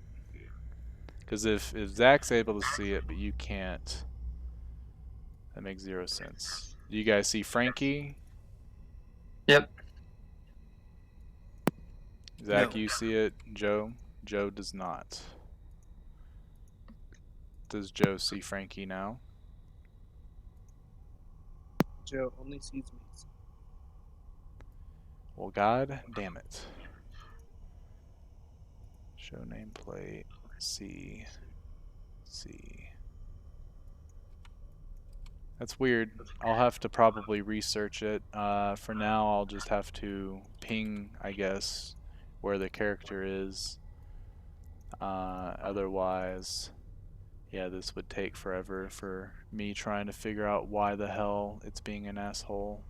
Uh, it might have something to do with the tokens. I might have to remake the tokens or something like that. But so we don't see Frankie. Do we see Boris and Kevin? I got everyone. So you're the only one that doesn't see any wood. Yeah, there's got to be something in your settings that's causing that. We'll have to diagnose it afterwards. So I guess for the sake of this will make it a little easier. What's y'all's marching order as you guys are walking through? All right, so Robert One first. barbarian's got to go first. We'll put Mason and Kevin, and then Boris in the back. Yep. Okay. And then I'll just reveal the areas for you guys. But the two children sit there and go, we would like to just stay here until you guys are finished, please. And they're gonna stand right about this location. So, and they kind of close the gate as you guys open the door to go inside.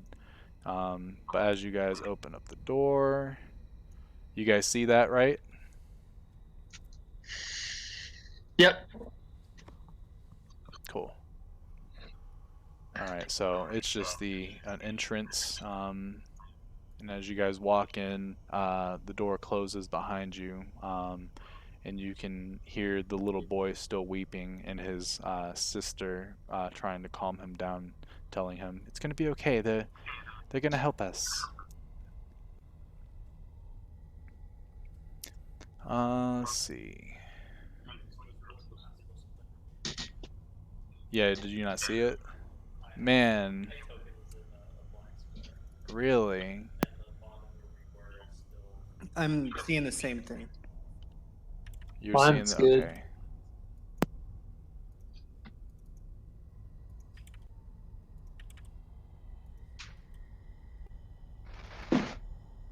How Is about it now, because I have Joe? Windows 95?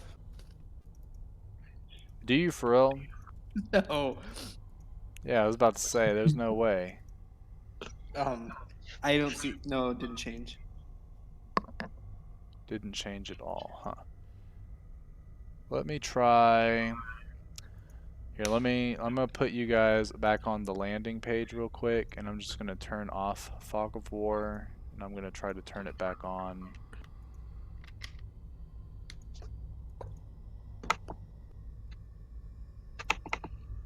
There, Fog of War is on. Maybe I need to reload it too. Oh, I have an idea. Hey, there we go. I think I fixed it. Also, my character sheet, something happened with it on the sidebar. Whenever I click, it brings up uh my name, but I can't expand my character sheet or do anything with it. Interesting. So if you click the picture, nothing will happen. If you click the name, it should pop up. Uh, is there a tiny little so if you double click your character sheet, everybody, and roll 20, it'll actually minimize it to a small little movable tab. That way you can kind of keep multiple things open. It's more for dungeon masters than it is for players, but it can be worked for players too. So do you see anything that says Boris that's like minimized, and then you can double click it? Yep, I got it. It was hiding. Cool. Yep, All there we right, go. so I'm going to bring you guys back. You guys should see absolutely nothing, maybe a little bit of sliver of something. And I'm going to reveal a little location of where you guys are at. Do you see each other? That one works? There we go. Yep. Yep. Okay, so there was something wrong with the Fog of War settings. I'll have to fix it for the next maps that we do in the future. But for now, I'll just do it the old-fashioned way. So, so yeah, as you guys are walking into this entrance, it looks relatively clean. There's a lot of these oil lamps that are attached to the walls that are they're full of oil, but they're unlit currently. Are we able to And in front see of you even though is a they're unlit? door. Yeah, because the door's still open to where there's like a little bit of light coming in from the bottom, so you can kind of see. But other than that, only those with dark vision can currently see very well. Otherwise, yes, it's dark. Do you guys want to light these lamps here, or do you want to stay little? I say we Yeah, light because the I lamp. think currently, Boris, you're a human, right? Yes. All You right, guys so got dark currently vision. only Kevin and I don't think I do. Frankie. Yeah, I don't think Luxodon's. They shouldn't, because Gerald doesn't have dark vision on his Luxodon. So yeah, you probably definitely don't have dark vision. So you can proceed in darkness if you would like, or yeah, there's plenty of ways to light a torch. Uh, yeah, I think we should. Okay, so you guys go ahead and light a torch. Does Mason, does he use his prosthetic arm to hold a torch, or does he leave it to Boris to hold? I think at this point I'll leave it. Um, but I would, yeah, I'd somehow. I think I'd have like a hook to like Yeah, hold I it. would I would say that you'd be able to hold simple objects with your prosthetic hand, just for the sake of simplicity. Yeah. Okay. If there's anything I've learned about tracking and hunting wolves in the mountains, it's we should lead a monster to a place that's our element and not its. So if we could get lights all around this room, so we can at least see it, if we can lead it. All right. So I'll take my Um, torch and light all the lamps that you said are hanging on the walls. Okay. So whenever you want to open up the door, if you just move your token forward into the next like cell, because so if you look on the map, you see those big old gray blocks, those rectangles, that represents a door for this map. So if you want to move through it, or if you want to do anything specific, just let me know. Otherwise, if you just bounce on through, then yeah, move your token just like such, and then I will reveal the next area. So you guys come into what seems to be a sort of main hall. There's this black marble fireplace right here, and there's a long sword that's sort of fashioned above it, uh, mainly for decoration purposes. You guys also see the stairwell that looks to go up, spiraling staircase that goes up. You do know that this house was about 3 stories tall, with what looked to be a fourth story that would have been attic space. So it's a fairly tall building. Okay, I know the monster's in the basement, but I want to explore this house first.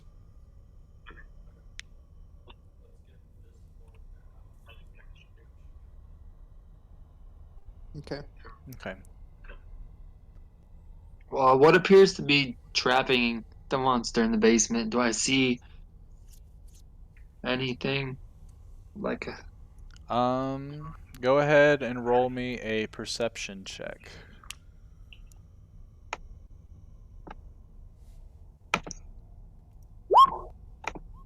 Okay. So as you're looking around, there doesn't seem to be any like you're sort of like tapping the ground and stuff like that, and it sounds pretty solid whenever you bang on it. So the entrance to the basement's definitely not in this room. Oh, I missed a spot on revealing this little corner. Are these little blocks are all doors? Correct.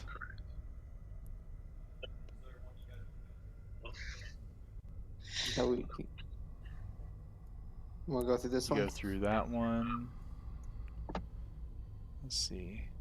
So as you open up that room, it's just a little closet with a couple different cloaks. One of them seems to be like just a, run-of-the-mill rain cloak to keep the rain off of you.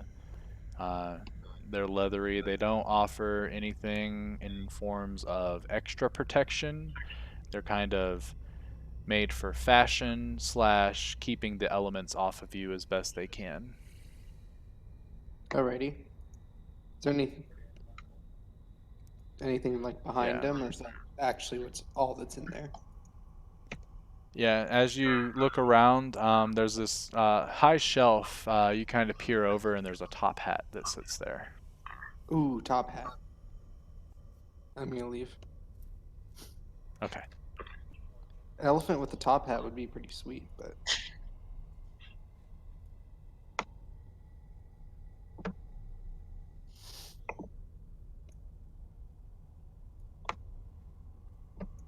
Okay. So, as Robert's character Frankie walks into that location of the dining room, you see this long dining table that's carved out of a mahogany, so very nice looking wood. And there's 8 high back chairs with sculpted armrest and cushioned seats. So it's pretty fancy stuff. Looks like there was supposed to be a dinner party. There's a crystal chandelier that hangs above the table, and there's a bunch of different silverware and crystalware polished and dazzling shine. So as your torches are sort of like lighting this room up, you can see the glistening coming from all this crystal um, dishware, as well as the chandelier itself. Nice. The wall paneling is carved with elegant images of deers in with like frolicking through trees and such. And then there's red silk drapes that cover the windows, a tapestry depicting hunting dogs and horse-mounted aristocrats chasing after a wolf hangs on the iron rod bolted to the southern wall. So this wall right here has that little picture. Did you say there's food on the table, or it was just set up? There's no food. It looks like it was set up in preparation for a party of some sort.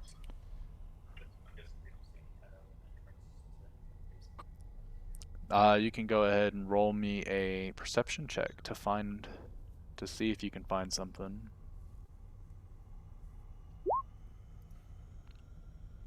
19. So as you're sort of running your hand across the walls and stuff like that, you don't find anything in terms of like a secret door or anything like behind the painting or anything. But what you do see is, as you look closer to the tapestry, not the tapestry, but to the walls themselves, you see twisted faces carved in the tree trunks and wolves lurking amid the carved foliage of this sort of wall paneling.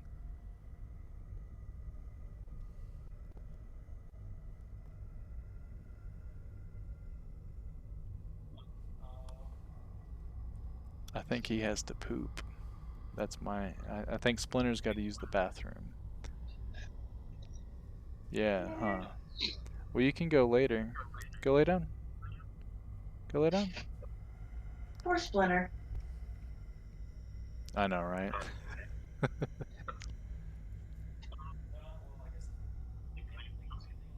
Is there nothing to look through while we're in here? Drawers. No, there's no drawers or anything like that. It's just this open table.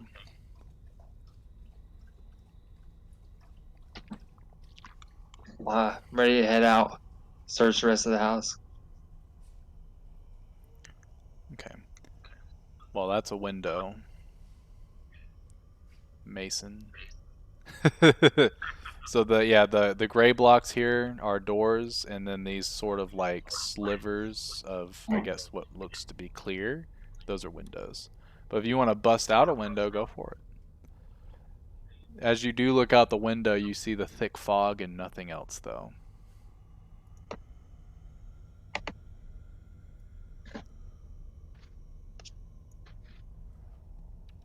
Okay, so as you go into here, this is definitely some sort of kitchen. This is where all the food is prepped and stuff.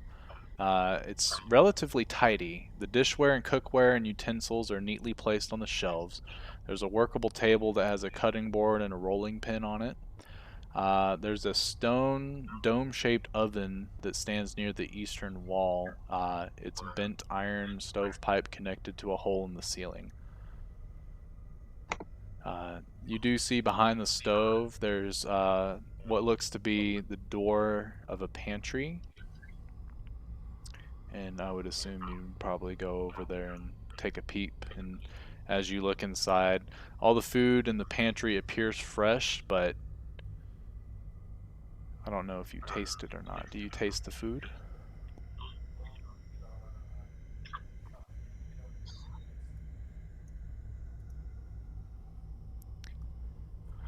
So Mason, being a wine and cheese connoisseur, takes a sniff at the block of cheese and smells exactly like one of his favorite types of cheese, Swiss, I believe. I don't know. Correct me if I'm wrong.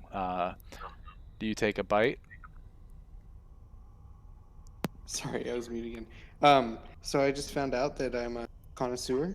Did I- Yeah. um, You get flashbacks of your past that you've been eating dying to cheese. remember, and You remember eating with aristocrats around during a fancy party, wine and cheese galore. A Ooh. time when you had hands. I'll take a little nibble of the Swiss cheese. Okay.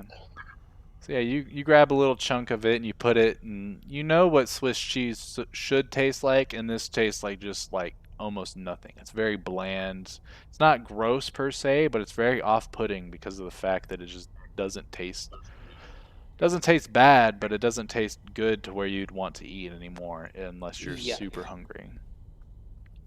Gross. Throw that shit on the ground. What's Is there a way to ping on this map? Like, how do I? Yeah, Hey, so what? if you hold a mouse click, it'll do that little ping. You see my red one? Yeah, there you go. Oh, So if you what's see this? something, yeah. So that is a little dumbwaiter. As you go over and you open it, it's this little 2 foot wide little manual elevator shaft with a rope and pulley mechanism. As a dwarf, I don't believe you're 2 foot wide. I think Can I because you're fit? not considered tiny, and you definitely can't fit. The kid can You fit. might be able. Let's see. Let's see. Small. Yeah, you have to be small, and all of you are medium.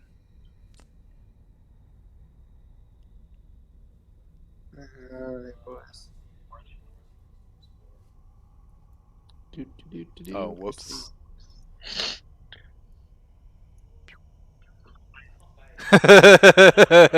There's an elusive one.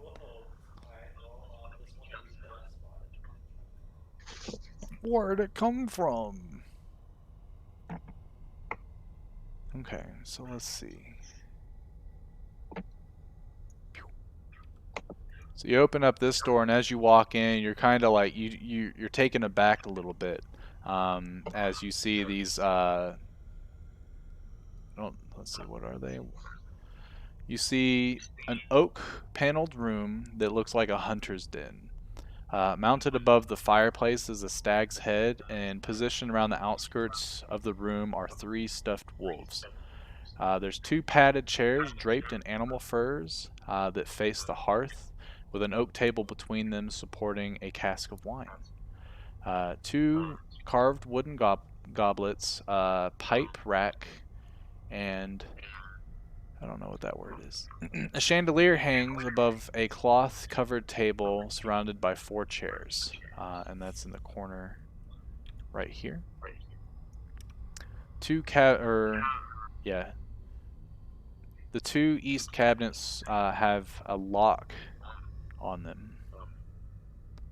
Can I So try and unpick those locks? this one, yeah, go for it. Give me a dexterity check with your thieves' tools.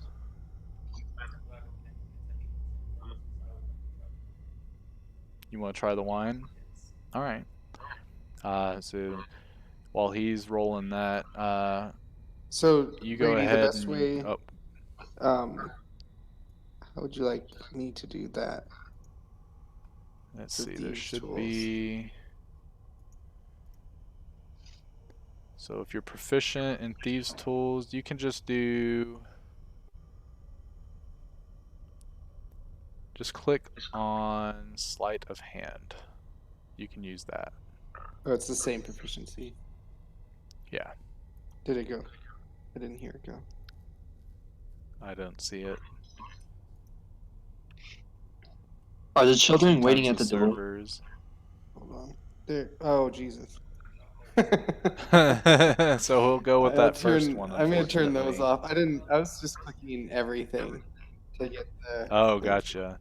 Yeah, So I'm we'll go with that first one that says sleight of hand, so you'll be fine.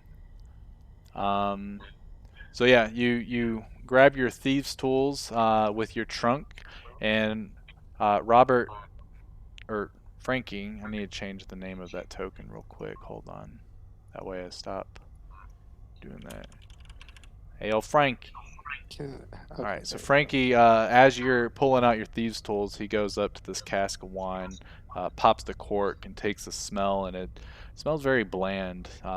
You know that wine should probably have a stronger odor, but you're kind of like, whatever. This place is like giving me the creeps. So you pour yourself a little bit of wine into one of the goblets, and it's almost like a clear red, which is different. And you take a sip. Okay. So as Mason is over here, got his lock pick going, you hear an audible clink, and the lock opens as Frankie takes a sip. And the wine is so watered down that you would almost consider it water. It tastes pretty bland and like very unappealing. But Mason is successful in opening this cabinet. As he opens the doors of it, you see a heavy crossbow, a light crossbow, and a hand crossbow, as well as 20 bolts for each of the weapons, for a total of 60 bolts. Ooh. So I'm definitely taking that hand crossbow because I need a one-handed ranged weapon. Well, So I'm there you gonna go. add that to my inventory. Yeah, go for it, and you can Um, add 20 does bolts for it. does anybody want the? I'll take the remaining crossbow. We'll Okay, each get so 20. uh, Frankie, add a heavy crossbow. Each of you add 20 bolts for your crossbow, and Boris add a light crossbow. Okay. Cool thing about Roll20, if you go to the right side where that chat box is, up at the top, there should be an eye looking icon. That's the compendium. And usually most of the weapons and stuff are going to be standard content, so you should be able to type in something like the light Oh crossbow, no for way. instance. And when you type it in, you'll want to look at not proficiencies, you'll want to look towards the items, and you can click and drag light crossbow to your character sheet, and it'll go ahead and auto populate the roll for it for when you use it for an attack. So make sure your character sheet is open, and then you'll just click and drag from the thing. And when you drag that thing over your character sheet, there should be a thing that pops up on your sheet saying accepting drop from compendium. I'm doing it on my stream if you guys need to look at it to see what exactly it is. But yeah, you can go in there. That way it auto populates a roll instead of you having to manually click it.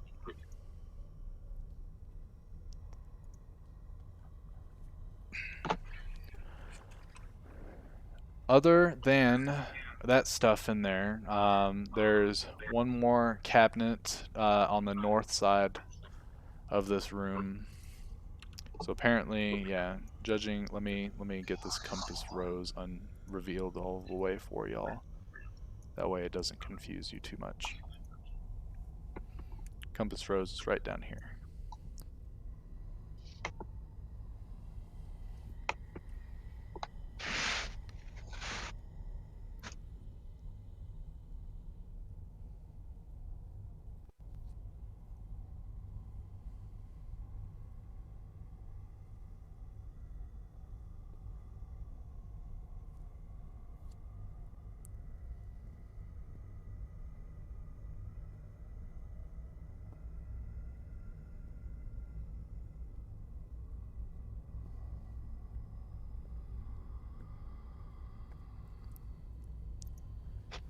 All right. So as you guys are looting that stuff, Kevin walks in and opens this other cabinet.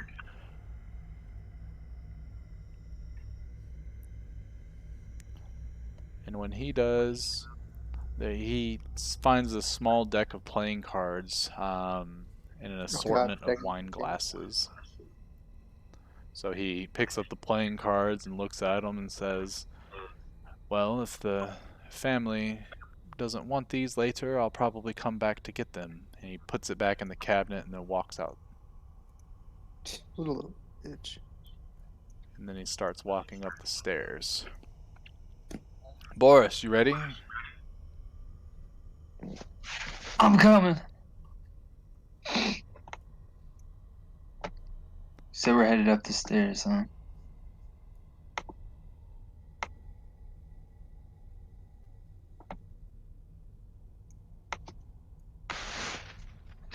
What the hell? Oops, my bad. What you rolling, boy? You shooting There we people? go. I shot You everybody in the shoot. back of the head. Yeah. Well, you shoot, and somehow the the crossbow bolt like disintegrates as it hits your target for 0 damage. I All think right. shouldn't it be? It should be plus strength for the roll on that. I think it's set No, to strength right now. it was set the strength. It should be dex. I just fixed it. Okay, cool, I just neat. misclicked. Because yeah, that'd be quite awful. You do negative ass damage by shooting people. It's like why? Heal them. Shooting potions at them and shit. Okay. So as you guys walk up to the upper hall, you guys see more unlit oil lamps that are mounted on the walls in this elegant hall. Hanging above the mantelpiece is a wood-framed portrait of a family. You see a father and or a woman and a man, and then you see two small children, which look exactly like the two children that you met outside. You know the boy's name from what you heard was Thorn. Otherwise, you have no idea what the rest of the names are. Cradled in the father's arms is a swaddled baby, and you can see the mother has a hint of scorn in her expression as she's looking at this child. There are standing suits of armor that flank the wooden doors on the east and west walls, so this wall and this wall. Each suit clutches a spear and has a visored helm that's shaped like a wolf's head. And as you're looking at the doors, they're carved with dancing children.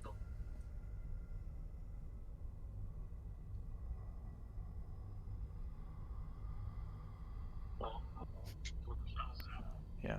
And then, just so you're aware, the staircase does continue to spiral up to the next floor. So this is a continuation right here as it goes up further. And then this is where it's going down. It is a door.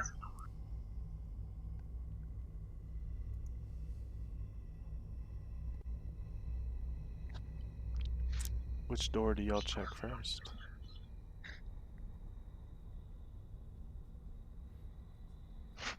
Okay. So Frankie, you notice as you start to push open the door, that as you get closer to the door, you actually see these dancing children aren't actually dancing; they're fighting off swarms of bats.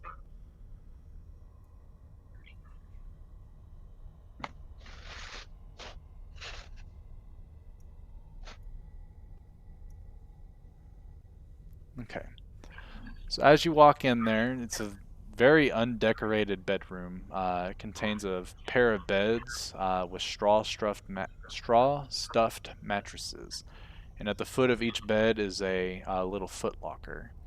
There's tidy servants' uniforms that hang on hooks adjoining the closet, as you, I would assume, open it.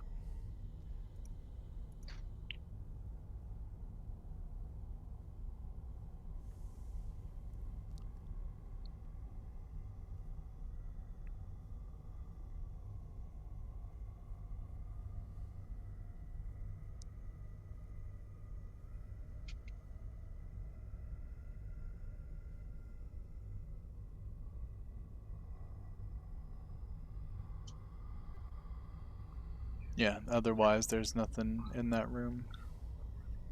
Yeah, you go over and open up the footlockers and they're empty. The pair of servant uniforms that are nice and clean, but look like they haven't been worn in some time. Yep, not that you can see, no.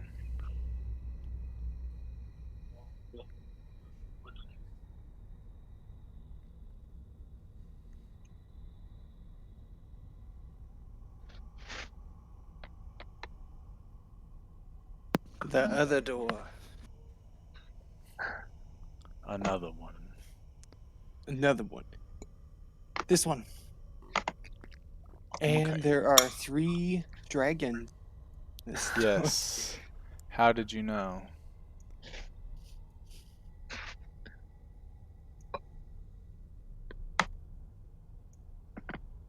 So yeah, that's just a part of the wall. Yeah, let me get back in the building.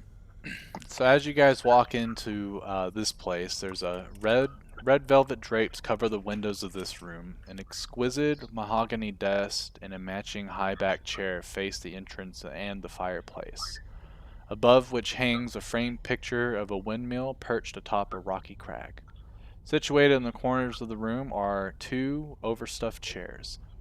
Floor to ceiling bookshelves line the southern wall. A rolling wooden ladder allows one to more easily reach high shelves.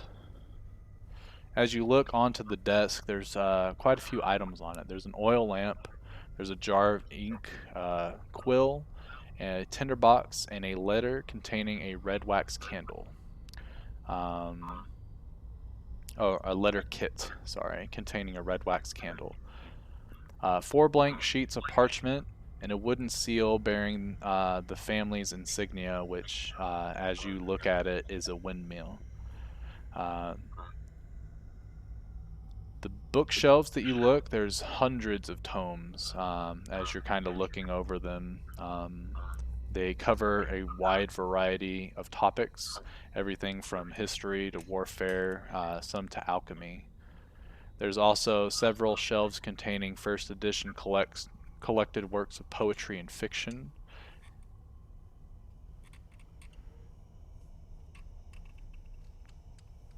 Is there any like drawers on the back of this desk? There are. Cool. I just want to leave them alone. Just kidding. I'd like to open them. Okay, so you open up one of them and it's empty, and you open up the other one and you see an iron key. Ooh, an iron key. I'll save that for later. Is there any envelopes that were filled out, letters that they received or were gonna send out? No, it looks as if this desk hasn't been used in quite some time. Which so far you guys have kind of understood that it almost seems as if no one's been in this house for quite a while, yet it's really clean and tidy.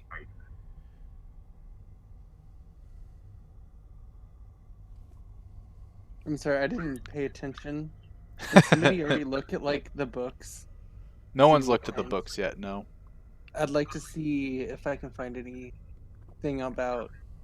Yeah, shit, I forgot the name of the continent, but any Borovia? history books. Yeah, Okay, go ahead and roll a perception check for me. sweet.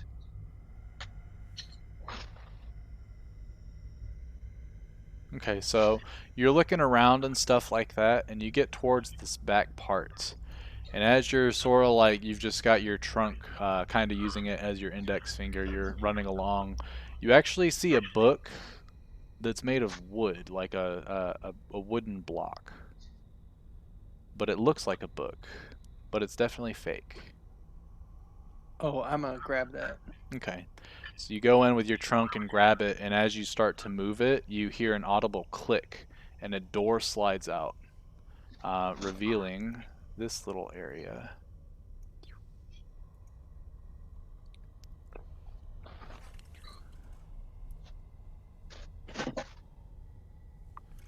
Let's see. So as you walk in to this newly located area, you see this. It's a secret room that contains bookshelves packed with other tomes.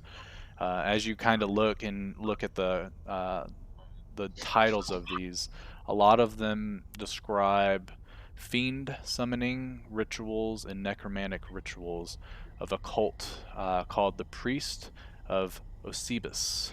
I will type that out for you guys, at least the Osebus part. I'm assuming you guys know how to spell priest. So it's a cult known as the Priest of Osebus. Um, let's see. There's a heavy wooden chest with clawed iron feet standing against the southern wall. Its lid is half closed. Sticking out of the chest is a skeleton in leather armor. You best believe I'm gonna go check him out. Yeah, I wouldn't think anything different. So at this point, as he starts to move in, you guys would have heard like this clicking sound because of how quiet this room is, and you would have heard like the shuffling of this bookshelf as it kind of moves over or becomes a door. So you guys know that Mason has found something for sure. But as you look at the skeleton a little closer, it reveals that the skeleton belonged to a human who triggered a dart trap within this chest. You Oh, he see did know. three darts that are stuck in the rib cage of this skeleton. So now I want to check to make sure that there is no armed traps. All right, go ahead and roll me a perception check. Okay. So as you With kind of like advantage. peer where the darts came from, and the trigger mechanism does seem to be either used to where it won't fire again because this poor fellow took the hit for you. So it's definitely unarmed. All right. I'll pull the skeleton back and see what's inside this chest. Okay. So you pull the skeleton back, and as the rest of his upper torso is coming out, in his right hand is clutched a letter. I'll open the letter or Okay. grab it. As you grab the letter, you see this line of text printed on it. All of you should see it. My most pathetic servant, I am not your messiah sent to you by dark powers of this land. I have not come to lead you to a path of immortality. However many souls you have bled on your hidden altar, however many visitors you have tortured in your dungeon, know that you are not the ones who brought me to this beautiful land. You are but worms writhing in the earth. You say that you are cursed, your fortune spent. You abandoned love for madness, took solace in the bosom of another woman, and sired a stillborn son. Cursed by darkness? Of that I have no doubt. Save you from your wretchedness? I think not. I much prefer you as you are, your dreadlord and master, Strahd von Zorovich. The curse of Strahd. Bum bum bum! Sweet. On this note, you see this crest, which you could presumably call Strahd's crest. I think that's metagaming, but okay. Just kidding. Oh, I have a quick question for you and the group. Yeah. Is and how do we take like notes on the? Is anybody doing it? And if not, how should I? Or do Well, you not even like? so for me Is as that the not cool? DM, I take notes on what you guys do, obviously. For you as players, you guys can take notes so that you can better remember information. I kind of like the whole thought process of if you as a player forget it, then your character most likely forgot it too, but I do allow like history checks to try to recall something that maybe happened like 7 sessions ago. It's like, did we do this thing? And depending on how like either relevant or if I think that as the DM your character would definitely remember, oh yeah, you guys remember seeing Strahd's letter. You don't remember exactly what it said, but it pretty much told off this family or something like that. So the more notes Okay. you take, the better your chances are of actually, character wise remembering stuff that happened. Otherwise, I think that's a nice little twist to not Okay. only help make it to where it's more immersive, but makes it more fun, You I have to pay think. attention. Yeah. Yeah. All right. That's fine. I'll do that. Well, I won't do that. Noted. Otherwise, you also, inside of the treasure chest, there are three blank books and a black leather, or with black leather covers. There are what looks to be three rolled up scrolls, and as you unravel them, roll me an Arcana check, Mason.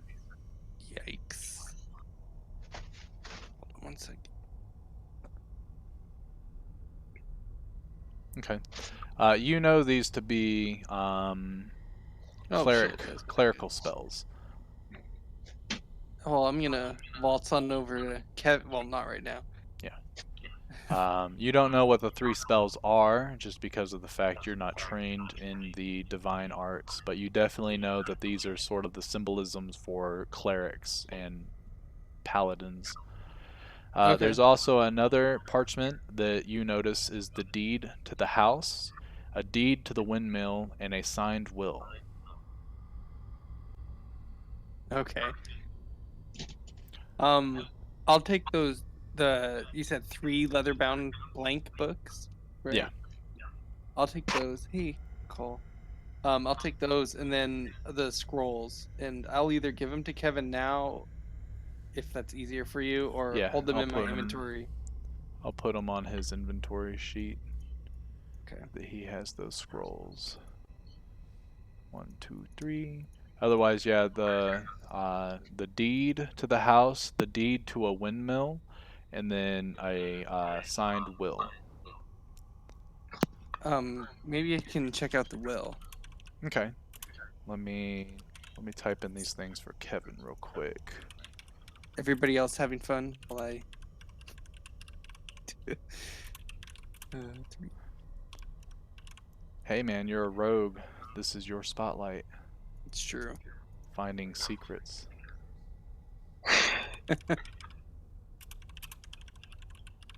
Do you guys hear the creepy music? All good? Okay. I kind of forgot You about it. I turned had it it all the way up? so. Oh, I turned it so far down. Now I hear it. okay. Yeah, I think Spooky. what I'll do is I'll probably download it and upload it to Roll20, because sometimes Mr. DJ is hit and miss when it comes to whatever default, what is it?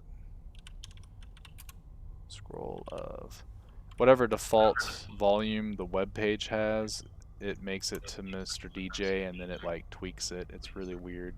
I Hmm. don't like it, but so yeah, you see the will is signed by Gustav and Elizabeth Durst, and essentially it bequeaths the house, the windmill, and all other family property to Rose Valda and Thornbolt Durst in the event of their parents' deaths.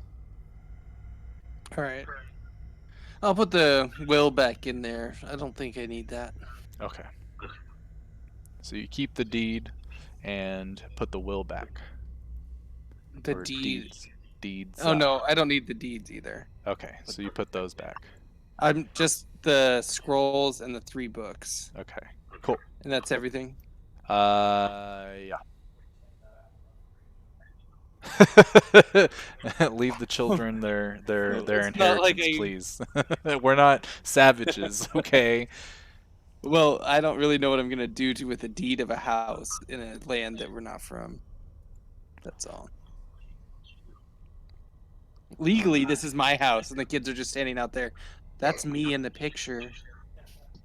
Also, my name's on here. Anyways, all right. All right. So as you come in here, there's gossamer drapes cover the windows of this elegantly appointed hall, which has a brass-plated chandelier hanging from the ceiling. Upholstered chairs line the walls, and stained glass wall hangings depict beautiful men, women, and children singing and playing instruments. There's a harp with a bench in the northwest corner. Near the fireplace is a large standing harp as well. Or, my bad. Harpsichord. What is that? I guess a piano.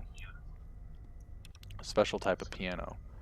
Uh, Alabaster figurines of well-dressed dancers adorn the mantelpiece. Yeah, and those are on the mantle of this here fireplace.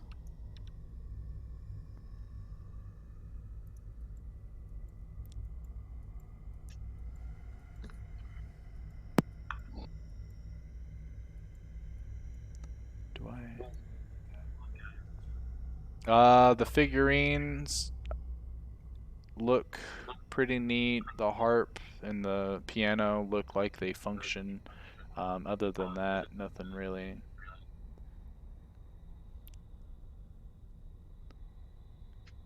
I'm gonna go over to the piano Okay,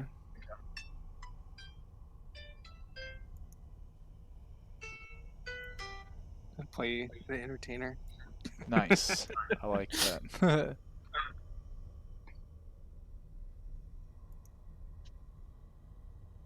Play the music for the boys.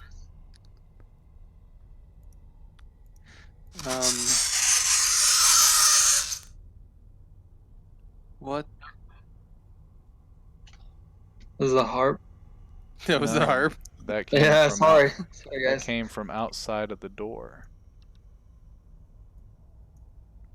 Wait, Brady, like in the game? Yeah. Oh.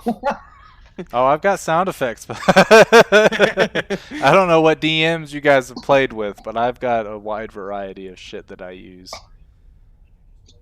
I did. You didn't hear anything? You don't. Hold on, Jesus. Swath. Oh, you know why? Because you have me muted. So you didn't get to hear the creepy. Yeah, I'll play it. Here it goes.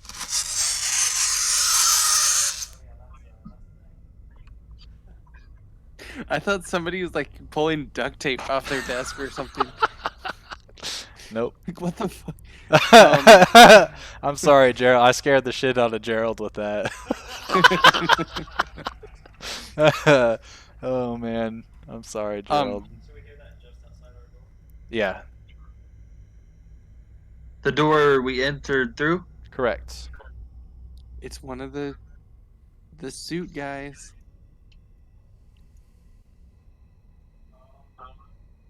You guys,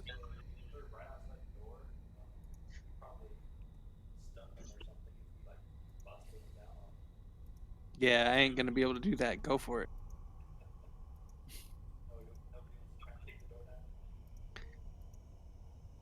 My strength is I'm weak. I ain't has no arms.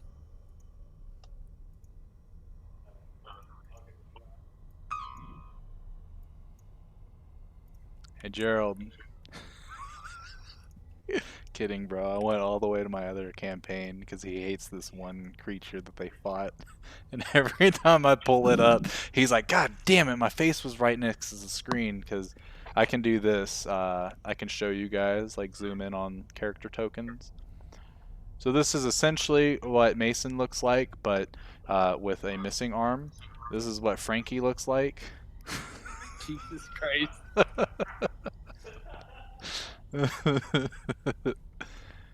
All right, so you bust the door. All right, boom. You kick it open, and the armor piece that's right here goes flying onto the other side of the room. You can hear snickering coming from up the stairs. Like yeah, that type of snickering. Yes.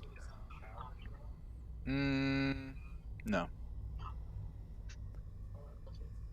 Does it sound like this? Nope. Not that.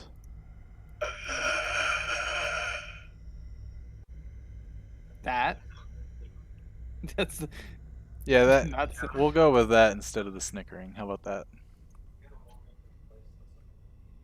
Oh, gotcha. Maybe I can have it. Is there marks on the door?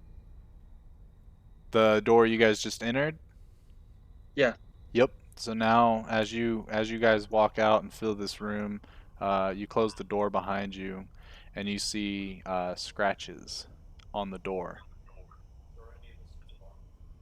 The only one that moved was the one that you beat the shit out of with the door, and is now currently just like scattered all around. All right, boys, let's go fuck that thing up.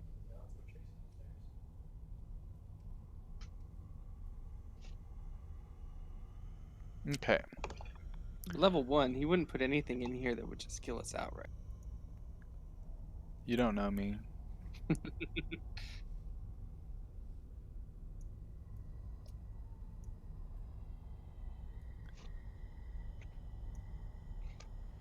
Alright, so as you guys populate right up here towards the start, you notice that this piece of armor is a lot different from the ones that you saw downstairs.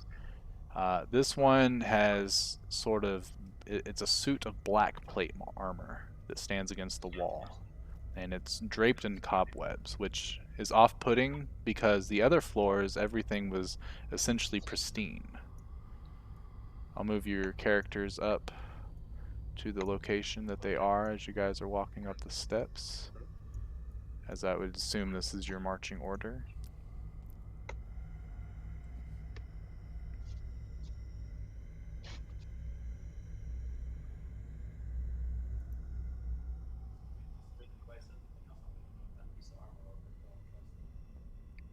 Okay, Go for it, bruh. go ahead and roll me an attack, please. Ooh, that's where that went. So it's, yeah, not a strength check, a attack. So to do that, I'll show you. Actually, I wonder if your thing even has attacks on it. Yeah. So you chose the great axe. So you see on here, if you scroll over great axe and you click it, it'll send the attack roll and the damage roll at the same time. Boom. All right. And you can do that with any of the equipment that you drag over that has an attack roll to it. It should be put into that location. So because of what this is, as you smack it, unlike the armor from before, this armor stands there and animates itself into a sort of fighting position. I need everyone to roll initiative.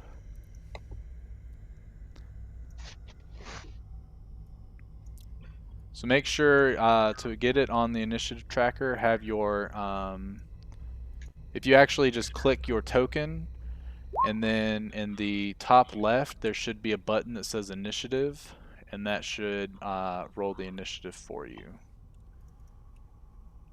And let's see, you did 6 slashing damage.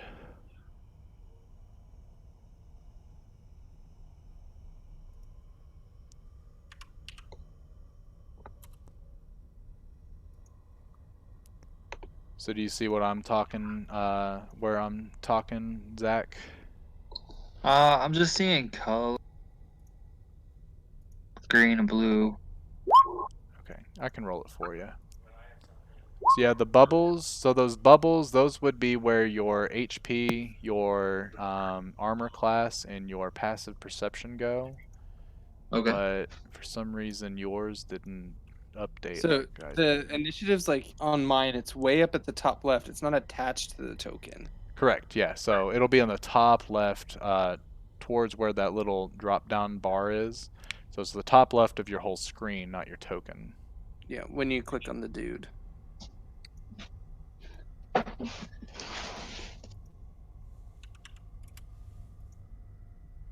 So the red is health. What's the green and blue? So the green is going to be your passive perception. That'll be so that I can just click on your token and see what it is. The blue is going to be your armor class so that I know Oh, what hits you. okay. At least that's how I do it. So let's see, Kevin, everyone's on there. Cool. So this armor that is animating itself, you guys probably dub it as animated armor, is going to make 2 melee attacks against Frankie. Why did it do that? Wow, it rolled really well. A 20 and a 21, your armor class is 13. Those definitely both hit for a total of 9 damage. Which I don't, do you guys see the bar above Frankie's, do you see the bar above his head? Yes. Okay. So that is his HP. So you guys will know like how he looks as like the day goes on and stuff like that. If he is getting hurt, the bar is obviously lower. So it just makes it a little easier for instead of me having to like describe, oh, he looks like he's kind of hurt but not really, now you guys can make the judgment call yourself. Oh, uh, cool. but yeah, the armor beats the shit out of Frankie, the little dwarf barbarian, and he gives off this little grin, like I want more, baby.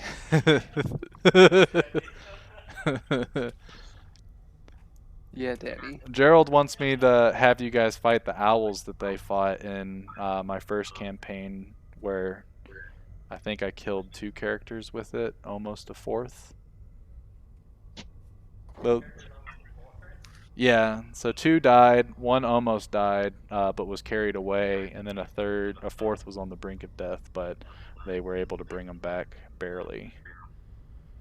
It was a brutal fight because Kirsten wasn't there. Kirsten is Ingrid's sister, and she wasn't able to make it that session, so I had her character NPC at the tavern, which caused them to die. Rough. Yep, so now it's Mason's turn. I will be pulling out my rapier and poking him. Alright, pokety pokety. Stabbity stab. Now, That'll definitely hit how him. how do I add my sneak attack easily? So I can make you a macro real quick, actually. What is your sneak attack damage? Right now, it's only 1d6. 1d6, okay. So, You're very familiar with sneak attack, right? yes, I am. Okay. I know that you can get it if you've got an ally within, because you're a swashbuckler. Not yet. That's level 3. Oh yeah, that's right. So yeah. So now if you click off your token, click back on it, I made you a macro that pops right next to your initiative macro, Oh, and cool. you just click that, and it'll roll 5 extra damage of sneak attack. You're a sneaky, slithery snake. All right, Frankie. Unless Mason wants to move. I don't have my rogue bonus actions yet, so I'll stay here. Okay.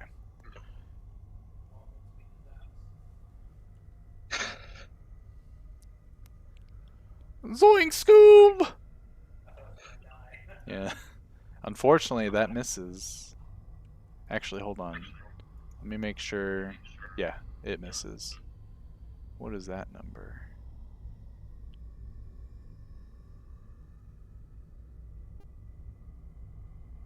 The hell is that number? Oh, okay, cool. Figured it out. Noted.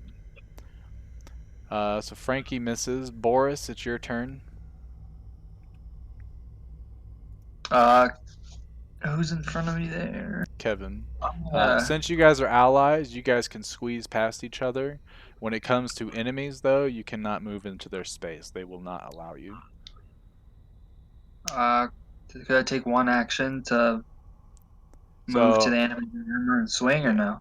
So yeah, since so 5e, the way it works, it breaks down. You've got one action, one bonus action, and one reaction per turn. You also can move um, up to your movement speed per turn, and you can do any combination of your actions and movement as you want. So you can move 5 feet, do an action, move 20 feet, do a bonus action, move 5 feet, and end your turn.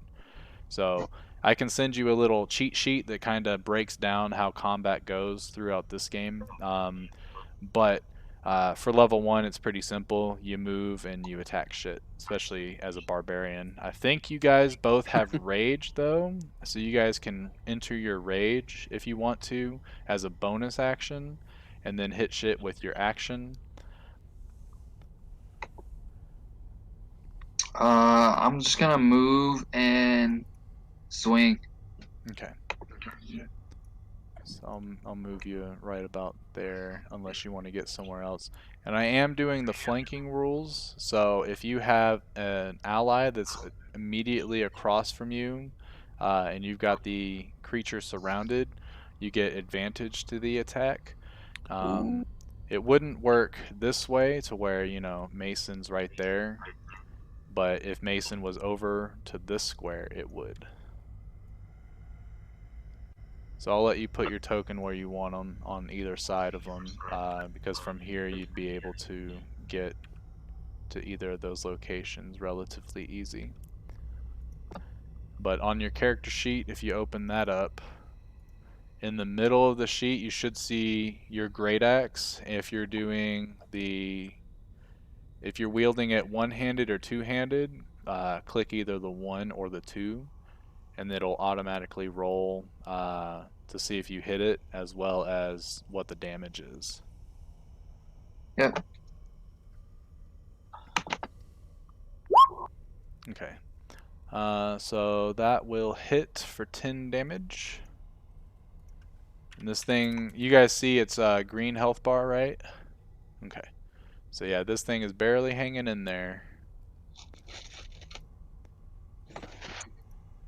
Next will be Kevin.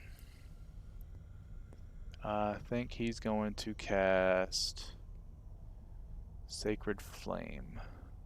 So this thing has to make a dexterity save, otherwise it takes 1 damage. Ooh. Whoa! Scary. Where are its saves? Watch this armor just crit Frankie and outright kill him. So it rolled the 13, so it makes it save, which is unfortunato, as it comes Because it to has its 1 turn. health. Yeah. This thing's going to, after taking that big ass attack from our friend fellow Boris, it's going to turn, seeing you as the bigger threat, and try to attack you twice. The first one will hit for 4 damage. The second one misses as he swings wide and you kind of duck down.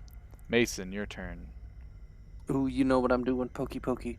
Yeah, go for it. But actually, um, so if I move here, that would give me advantage. Correct.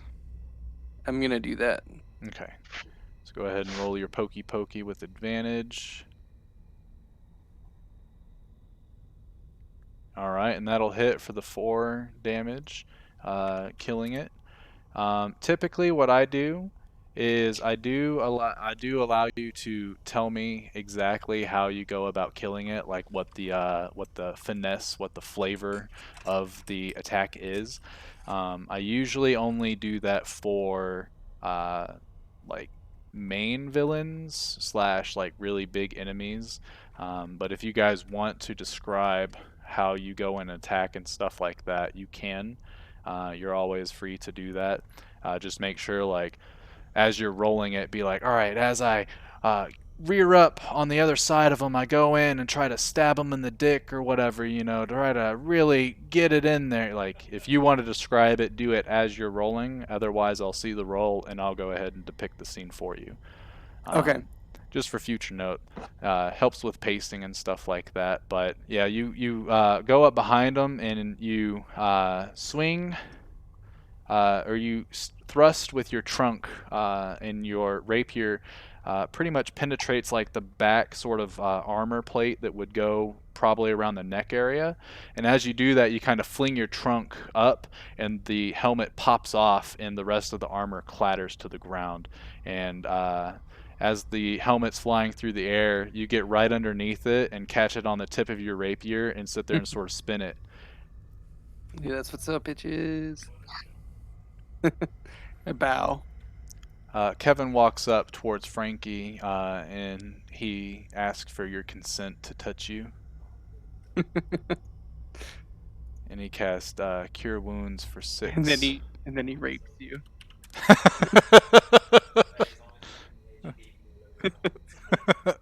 Roasted.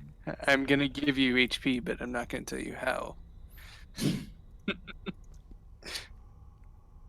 Okay.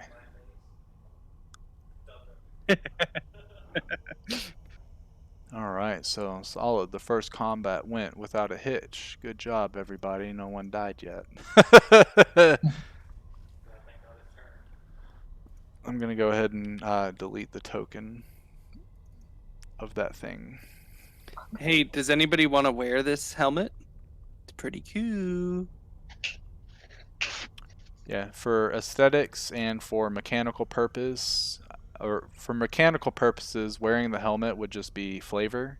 It will not do anything to your AC. Also, for your barbarian folk, it will not take away from your unarmed or unarmored selves. Which actually, let me see a thing. 'Cause it It's our should be. first kill. You might want it. I can't wear it, obviously. Otherwise, I would. Yeah, it's too small for his elephant face. I'll pass on it. All right, whatever. Oh, Mason, you hear that on the other side of that door. which door? The door that's right behind you. Oh, Oh, you want me to play it again, Swaffy? So this door heading this way. hey, destroy that door, Boris. Stepping up to the plate, and I'm gonna attack the door to knock it down. I guess it'd be swinging on it. Alrighty. So you go ahead and yeah, you swing and you definitely hit the stationary door that's just sitting there and you bust it open. And as you do, you kind of see this room that you can't see all the way into it because of your positioning, but you see most of it.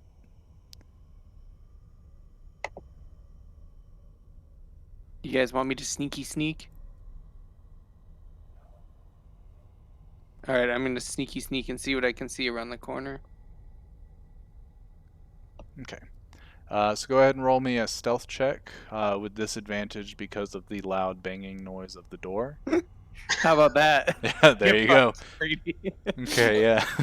And as you peer around the corner, it is dark, but because of the torch that you're kind of holding off to the side, or that Kevin's kind of holding, it lights up the room enough to where you can see this creature. Floating specter, ghost looking creature. And it's kind of just standing there, making that. All right, I'm gonna peer back and be like, guys, there's a spooky ghost thing in the corner of that room. Yeah, I don't know if it's evil or. Reed is going to join Or us to listen in. He's not a player, but he just likes D&D. Hello, Reed. So yeah, there's a spooky ghost. there's a ghost creature in the or in the corner of the room. I don't know if it's evil or should we attack it or go try to talk to it. It doesn't sound very mean either. So yeah, and as you kind of like, I would assume that being a stealthy creature, you would know that hey, when I'm talking, I'm gonna Oh move yeah, I would back. have Yeah, known. so you kind of move back and you start talking to him. The one thing you did notice that this creature, this specter, looks like a very terrified, skeletally thin young woman, and is just sitting on the other side, making that gasping noise that sounds exactly like this. And Okay, I'll Gerald is describe cursing me for doing that. that. That it's a.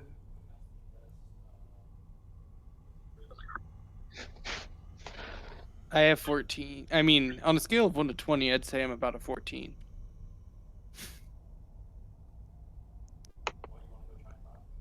Yeah, sure. So Brady, that's what I'll do. I'll go in and hey, I sheath my rapier. Okay. As you do that, it looks towards you and screams at you.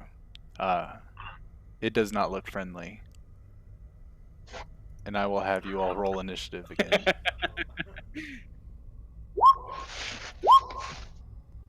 Oh, there we go, Frankie. It does not look friendly. Yeah, what's with your initiatives, Brady? Come on. Man, I don't know. It only has a +2. Like, what is this? Yeah. So do you see your initiative button yet, Zach? No, I'm seeing the colors. I'm seeing. Okay, so here, when you click on your token, right? Yeah. Look at the top left border of your actual screen, not your token, and there should be a button, a gray button that says initiative on it. It should be right below where your bookmark bar is for your browser.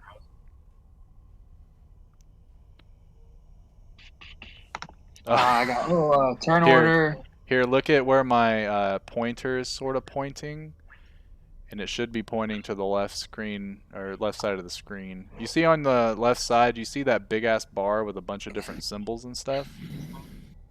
Yep.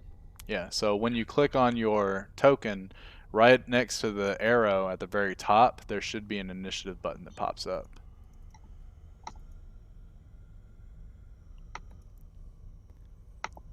If not, I Nope. think you can click it and does this work? Did I that got it. bring it Wait, up? I got it. I You got did it. it? Oh, yeah, it was you rolled the thing. No, yeah, I did it. I did it for you.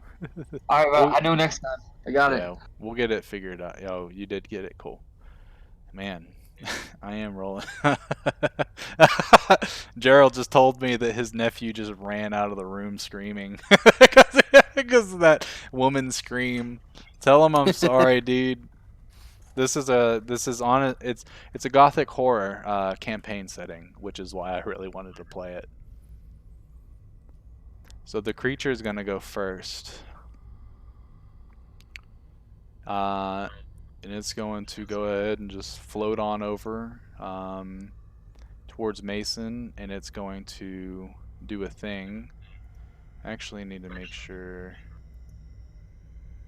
There we go. I'll have to change all of those later. So I need you to make a Constitution saving throw. That's fortunate.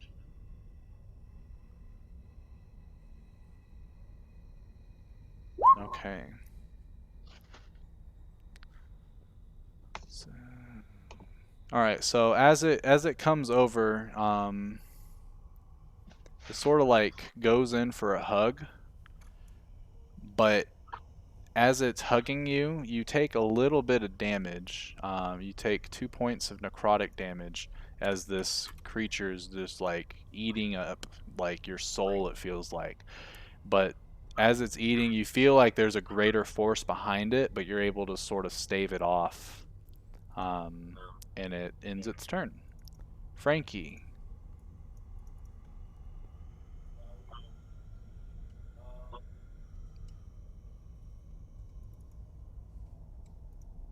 Dwarves have 25.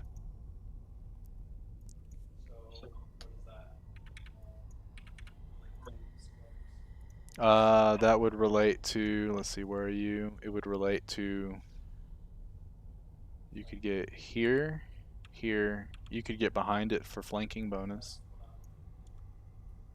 Wee. Yep. Go ahead and swing. Swing, boy, swing. Press that great axe button. Neat. So, as you make sure to do this in such a way that it won't hit Mason because it's a great axe and Dang. it's really big. And you swing sort of upward and you watch as it kind of cleaves through this like spectral entity, and it looks like it's like disrupting the image a little bit, but it's not taking its full effect. Like this is definitely because of the essence of this creature and it being more spiritual than physical. Your physical attacks are not doing as much as you would hope, but it still takes an amount of damage.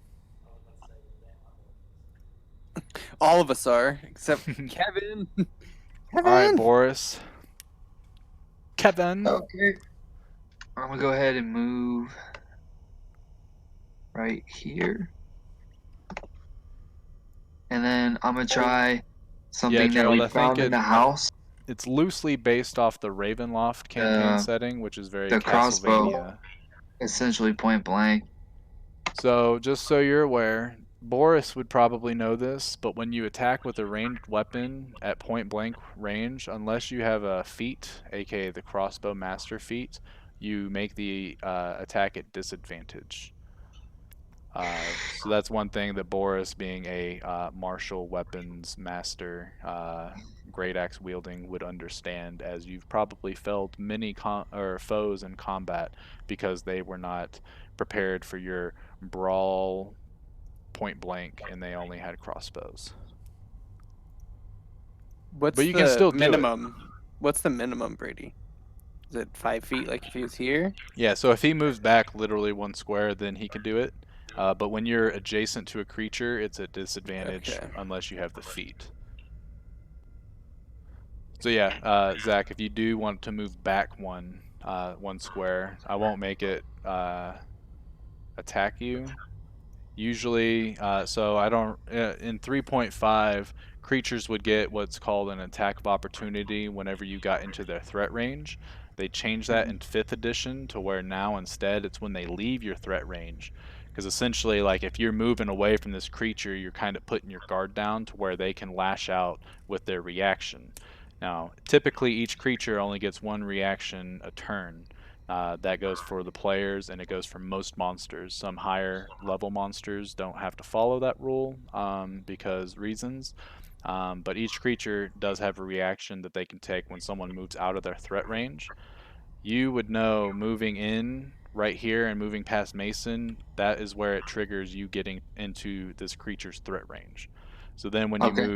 when you move to here to here and then move back one, you're moving out of the threat range, which would allow it to attack you. Okay. So do you want to take the hit, or do you want to stay and take the disadvantage I'm with the crossbow, or do you want to switch it with your axe? gonna switch Essentially. with my axe Okay. up close and personal. Cool. Yeah. So yeah, I don't do this for my other players just because they asked me to not. But because you, Swafford, and Kevin are new to the 5th edition rules, I want to make sure that all of these are clear instead of being like, oh, by the way, this happens because you did that, and you're like, fuck, I didn't know that. But that would be a rule that you would know once you read the player's handbook. So, Gotcha.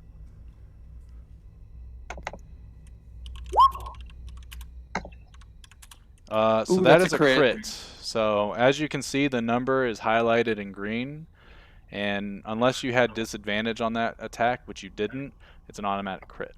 The way crits roll, or crits get rolled in this game, is it will roll any damage dice. So any of the physical dice that you would roll, you roll them twice. This takes into account that already and rolls it for you. So essentially, you just did 18 damage, um, which is really good, especially for level 1 characters. Hmm. Unfortunately, though, as you swing it, it's kind of the same effect that Frankie felt, like it's just not impacting enough. It is impacting enough to kill it, but there's something about this creature that because it's like sort of like an ethereal style creature, like it's not physically here all the way. You can feel like the power of your swing kind of being wasted on this creature as you smash the board underneath it that it's sort of floating above. Nonetheless, though, you did kill the shit out of it. Solid work. First crit of the campaign. First Woo! crit. Hey, Brady. I Yes. on his damage. What is the 11 the first roll and the 7 the second? Yeah, so 11 Where's is his the mods? first. His mod is included in the 11. On a crit, it doesn't include the mod for the second roll. It's just the damage dice. So, one thing that you guys can sort of learn, if you scroll over the number 11, it'll actually show you the whole formula of the roll. So it'll show you he rolled 1d10 plus his strength modifier, which is 3. In the parentheses, he rolled an 8 for the damage plus the 3 equals Oh, 11. okay. I Yeah. see. And then on the second one, it shows the 1d10 is the crit damage, which you rolled a 7. Same thing can be done when you go over the other rolls. So if you scroll over the 25, you can see in parentheses the 20, which notifies that you hit with a crit. It also counts your strength modifier and your proficiency modifier. So essentially, Zach has a +5 to all of his attacks. Um, uh, Robert has a +4 because he's got one strength less than him. But yeah, so it's nice to see the math doing the work and whooping ass for you. It's really cool. Yeah, that's sweet. I never knew all the games I've played. It's been the mod on both. You double the Hmm. mod too, but not here. Is Interesting. that must not be the actual rule? It is not, no. It's Yeah, the just the damage rule. die. Yeah, the rule Okay. is just a damage die, but sometimes DMs like to make their players feel more superhero-ish. I like to make it to where it's still a challenge.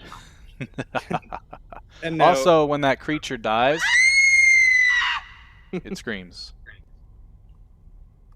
Oh, you want to do hear it again, Swaff? Gerald, tell your nephew I'm sorry. Here it comes again.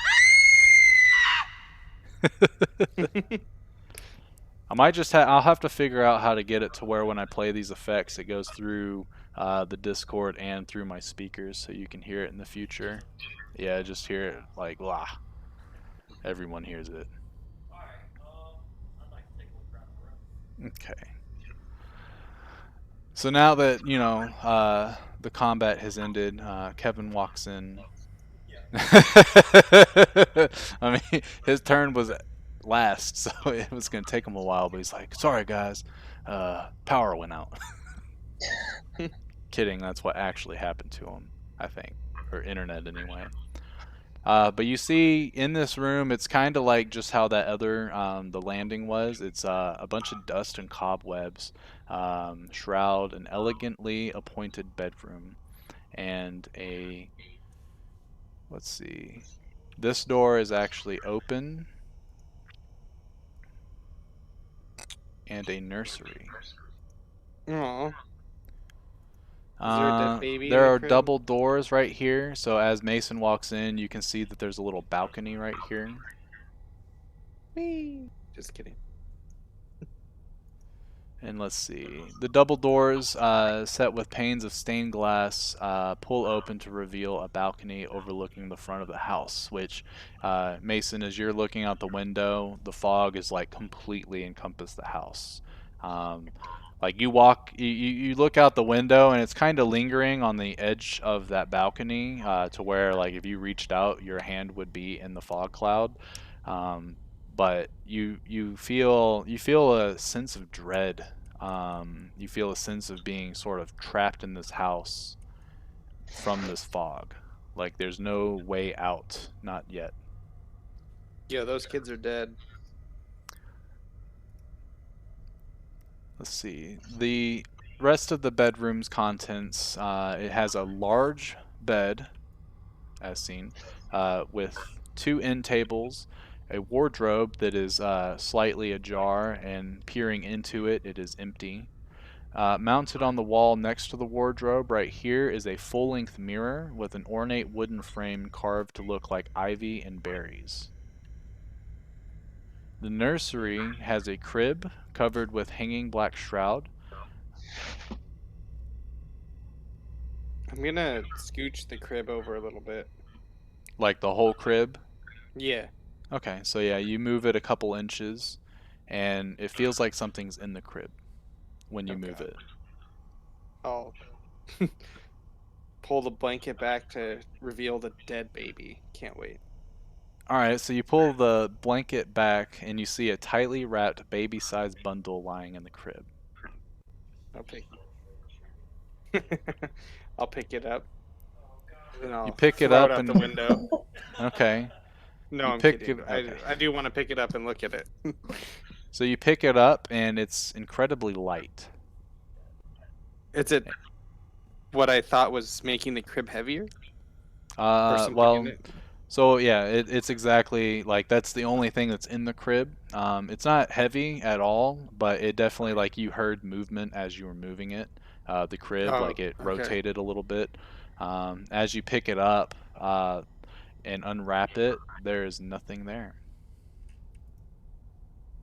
Hmm. Well, that's good, I suppose. Put the baby Blakey back in his crib.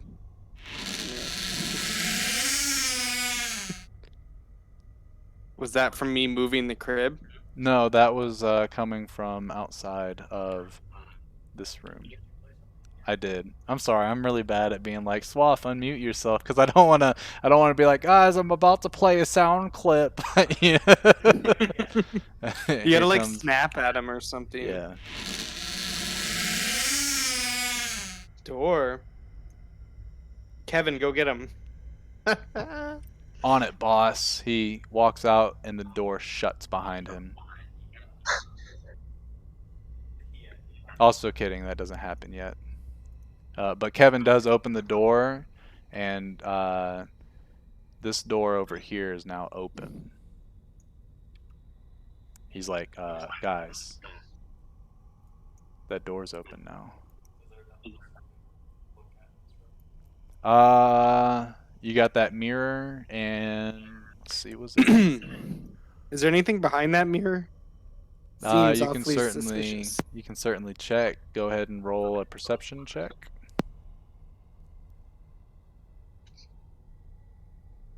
Perception.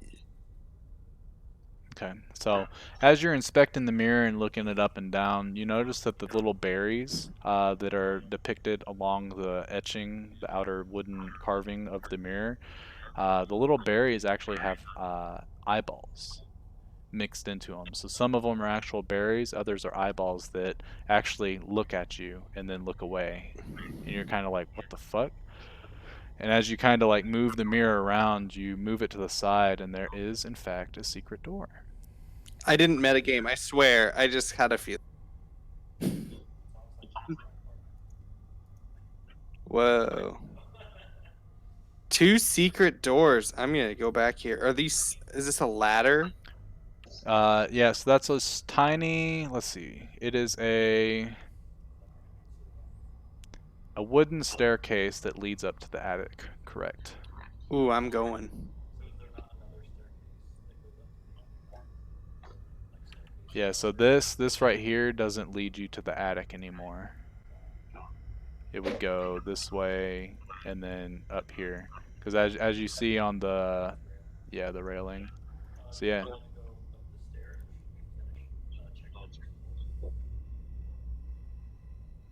Oh, I was just gonna head up. But we can go kill that dude, whatever's in that floor. Fair. All right, let's do that. Let's go to do the ambushing.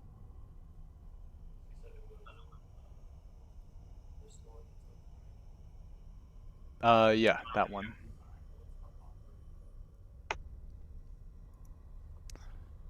Okay, so you walk into that door, revealing this here. Ba ba ba. Is that tiger skin? It is.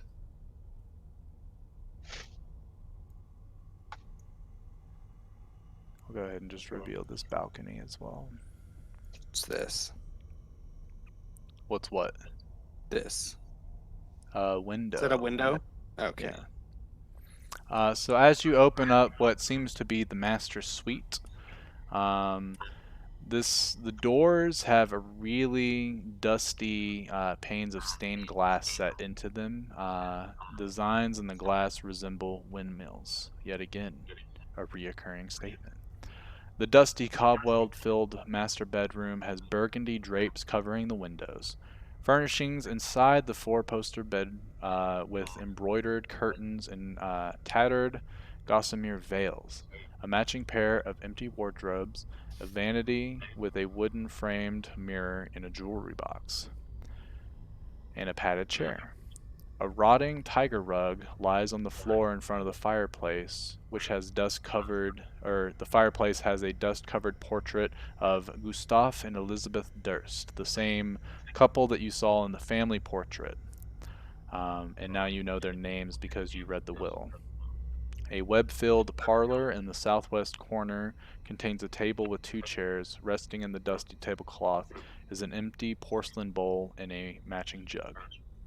So yeah, you get that whiff of rotting flesh, and when you come in and inspect this little tiger rug, it's got like little flies and like maggots and stuff crawling all over it, and it's kind of weird. Normally, when you've got these furs and stuff, at least from what you guys know, is they're cured to a way to where this doesn't happen. So this is kind of off-putting. It's weird. What is what? That's the vanity. Yeah, that's a little vanity. Okay.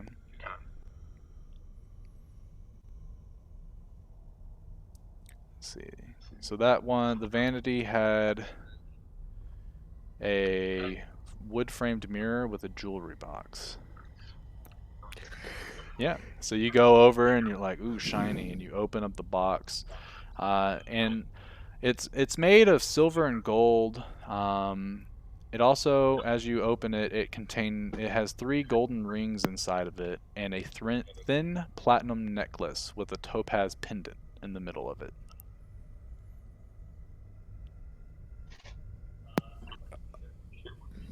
Always put them on, never identify first. He's got a point. I'm also kidding. So you grab them. Go ahead and add to your character sheet 3 gold rings. Go ahead and put worth approximately 25 gold. And then put the thin platinum necklace with topaz worth approximately 750. This is something that you guys like kind of just recognize, like this might be what they're worth. But who knows? It depends on who you're talking to, I guess. Dang, 750? That's a good Yeah. haul. 3 gold rings with that are worth 25 gold each, and then the pendant platinum necklace worth 750 gold. Also, unmute me.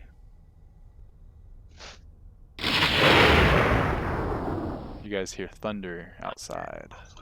Spooky.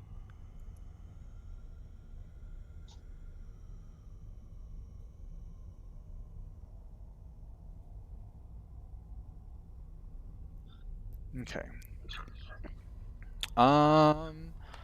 Anything else you guys look at in here? Is there anything under the bed? You look under there and it's just a bunch of dust. There's a couple dead like roly-polies and stuff like that. Yum, snacks. Okay, you go in and you eat them. Is Kidding, I this a don't think door? you would. Which one? Or Oh these yeah, windows? that one. And this one? Yeah, that's a door and that's a door. Cool. Are you guys done in here? I don't think we already stole their jewelry. Kids Yeah, are outside, by the way. yeah, not sure if you remember that. Do it for the kids. I think they're dead. I want to go here. Over there, okay. You find inside a bathroom. This dark room contains a wooden tub with clawed feet, a small iron stove with a kettle resting atop it, and a barrel under a spigot in the east wall. A cistern on the roof used to collect rainwater, which uh, was borne down a pipe to the spigot. However, the plumbing no longer works as you kind of tinker around with it and notice that, yeah, this shit hasn't been used for some time. Interesting. What's this? That's a closet. You guys would have checked. There's nothing in there. Well, there's a dust covered cloak. It's black. Doesn't really do anything unless you want to be a magician. Well, there is a top hat Exactly, downstairs. yeah. Now you just got to find the monocle and you win the game.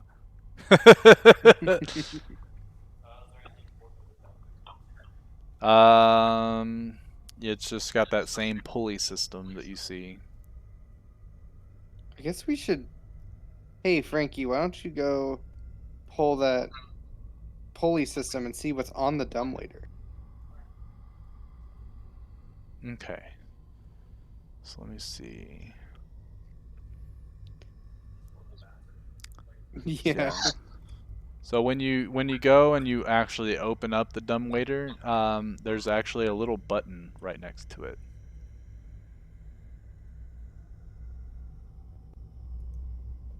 A button. It's a big red button, by the way. It does say do not push. All right, Does it unmute seriously say yourself. do not push? No, it doesn't. I'm just joking. That doesn't happen. But you hear a ringing sound coming from downstairs. Exactly, yeah.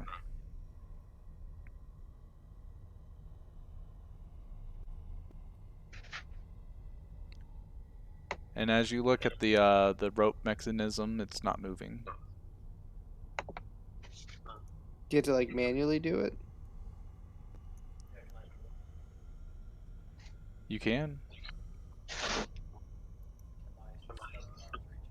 Yeah, I would say you're tall enough to where you can, start manipulating it, and as you do, you hear what sounds like it's coming from the second floor, because it didn't take very long for it to get to where you're at, and it's just an empty dumbwaiter. Oh, thought. No monocle. Fuck, that's what I was hoping for.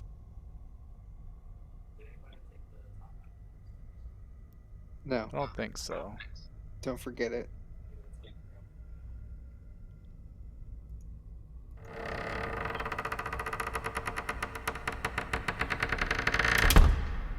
Someone farted.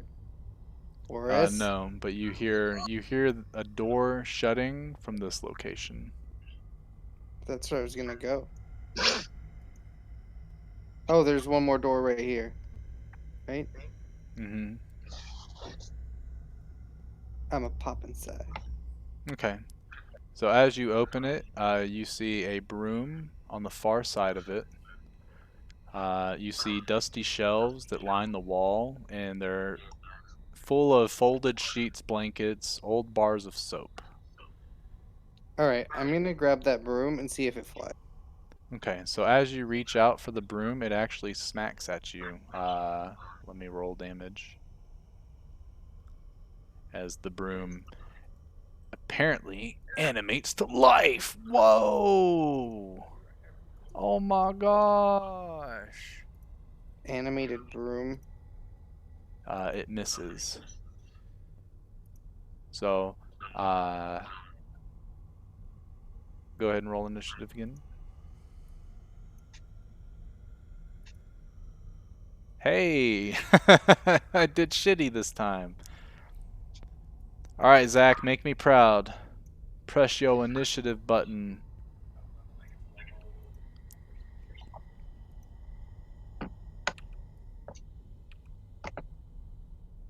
Got it. Dope. He did it. I'm proud of you. Yeah, that's Frankie's turn, actually. So now it's Kevin. Kevin walks up this way, and he's going to cast Firebolt on it. It's a good thing there's not like an 8 foot tall fucking 450 pound elephant between me and this. Oh god, he misses. As it catches one of the blankets on fire. But they're quite thin. They're quite thin that it kind of it burns up like toilet paper. And then Kevin goes, sorry. And he moves back. All right, Mason, your uh, turn. Pokey Pokey. All right. And just Boris is not actually in there, so no sneak attack through walls, unfortunately. 11 does not hit it, actually. It's very dexterous as it kind of moves around your rapier. I'm actually gonna. Well, I can't disengage, but I'm gonna back up and out. Okay. So I'm, It's going to swing at you, but miss. Boris, your damn it! turn. Crit second time. Oh, so he's in room right Yeah. here. Yeah, so you'll have to move, let's see, right here. Boom. You can get to him. All right, I'm going to get to him and swing. Swing.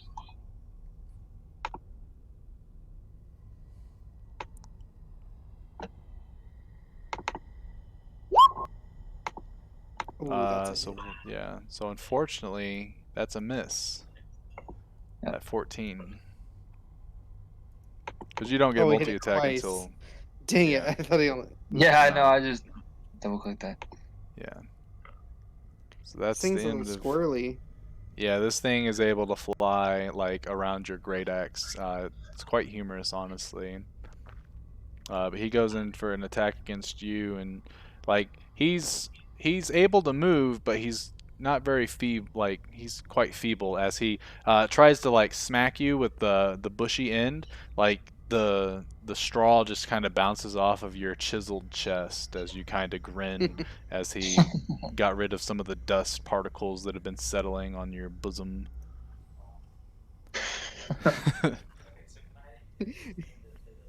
You thank You can it for share a cleaning you. space. Since you're a dwarf and he's a Yeah. human, you can share a space with Boris. Uh, because of the Luxodon, I think the Luxodon's the only one that I will not, unless you play a small character, I don't think I'll let anyone share a space for mechanical purposes. But two of the same party members, well, he's missing an arm. There should be enough room in there for someone to squeeze If in. we squeeze. Yeah, if you squeeze. The great axe will hit, and you pretty much you chop off the nub portion of the broom handle, and it kind of goes flying away. And if a broom could look shocked, it does.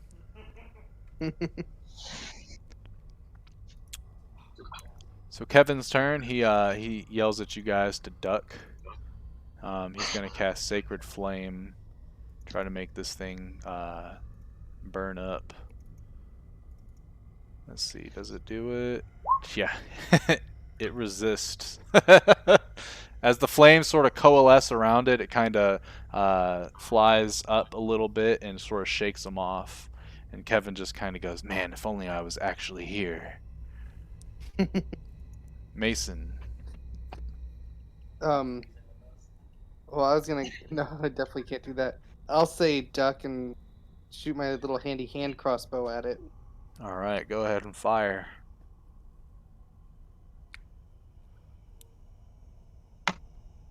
That'll hit, and that'll. So, oddly enough, it kills it. It's enough Oh. damage to kill it. So as you shoot it, right where the like nub is sliced off, right underneath it, you're able to pin the bolt through it and nail it to the wall, and it kind of just sits there, and you hear the bolts kind of squeaking against the wood as it's like to where it finally comes to a rest. All right, I spin it on my little trunk and then shoom. Okay, Just so yeah, he does a little like cowboy spin and then holsters it, and he goes, "It's high noon." Kidding, he doesn't do that.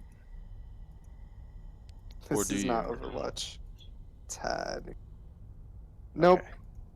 For some reason, the psychic powers of the world start condensing around your brain, and you take 10d10 of psychic damage for bad jokes.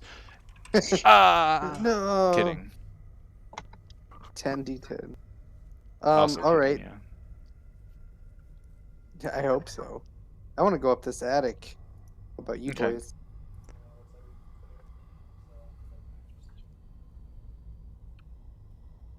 Boom, let's go. Okay. So let me reveal.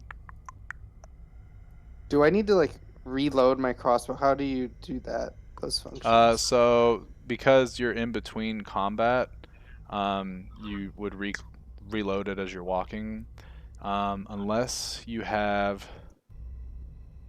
the crossbow expert feature, which you could get at level 4. Um, I believe you have to one have a second available hand, which your prosthetic I'd allow you to be able to do it. Um, but I think it takes your bonus action. All right, that makes sense. It's reloading, right? That's a Yeah, the reloading, function. weapon loading. Because the time required, you can fire only one piece of ammo. Okay, so yeah, it doesn't require, but essentially as part of the action, even if you have multi-attack, unless you're able to get that feat, you shoot once and you take the rest of that 6 second action. Because in terms of time, like all these turns, each turn takes a 6 second time span to complete. So one action is relatively going on during that 6 seconds. Like it's taken six Hmm. seconds for you to shoot and then reload. Got it. Yeah, you guys make it up to the attic. And it's a bare hall that's like really choked with dust and cobwebs. You notice that out of all of these doors, this is the only one that has a lock on it. If only we had an iron key. Hi, babe. So let me say hi to Ingrid real quick, and I'll explain what happens.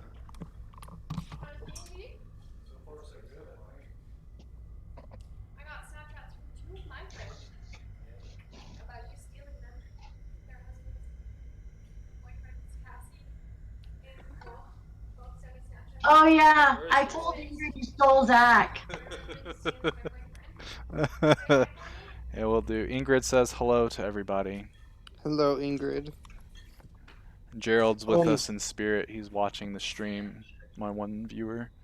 Yeah, that was us. What? I haven't eaten anything except for a salmon taco. I had salmon tacos for lunch and pizza for dinner. We're on this meal plan, everybody, and I'm not good at it, so you can't. You can't say no to pizza. Okay, so Mason, you pull out your iron key, and lo and behold, it fits. weird. Yeah, very weird. Do you unlock it and open it? No doy. Let's get in there. Okay. Ooh, this is Oh, weird. This is fucked up. okay. So as you walk in, this room contains a bricked up window flanked by two dusty wood framed beds sized for children. Closer to the door is a toy chest with windmills painted on the sides and a dollhouse that's a perfect replica of the dreary edifice in which you stand.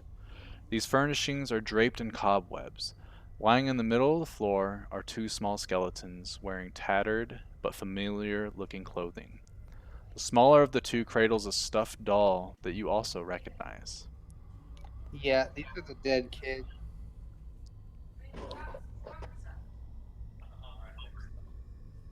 Um, I'm gonna check out the toy chest. Okay. So as you start fiddling with the toy chest, the rest of you that aren't doing anything as he goes over and you see this sort of like shimmer in the air, and then all of a sudden the two children in spectral form appear. Oh, And then the toy chest, the little boy goes, "Don't touch that." all right. Geez, sorry. And then he goes to the toy chest and protects it. The little girl floats over to her dollhouse and starts playing with it. Also, if you zoom in real close onto the map, you can see the skeletons of the children. Here you go, Gerald, so you can look at them little. Let me get Frankie's nameplate out of the way. Look at these. Look at these. Oh, Gerald's not there. It's in fact Reed. Reed, look, you see these little skeleton children? Those poor souls. As you look at it, it looks like they died from not suffocation or from like any sort of like beating or anything, but more of neglect. Probably starved to death. But the two little children are now starting to try to play with their toys. As they as Rose reaches into her dollhouse, there's a spectral doll that she has in her hand that she's playing with, and Thorn's playing with uh, Lincoln Logs or some shit like that. But they are spectral in nature. They're not physical. They're not able to interact with the physical things. Huh. We're gonna get to that monster in the basement here in a second.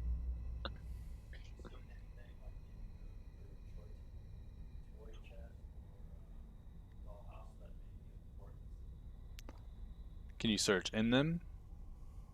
Is that what you're...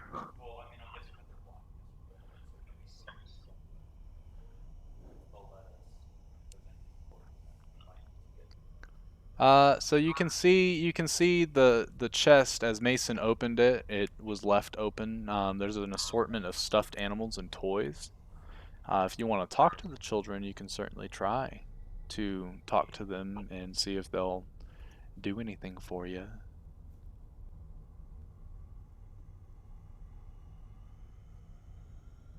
Go ahead.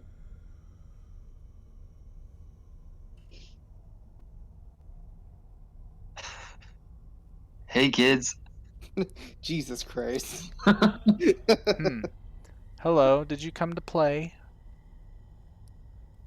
We're gonna take care of that monster in the basement. Oh, the one that Mom and Dad locked us in here to protect us from.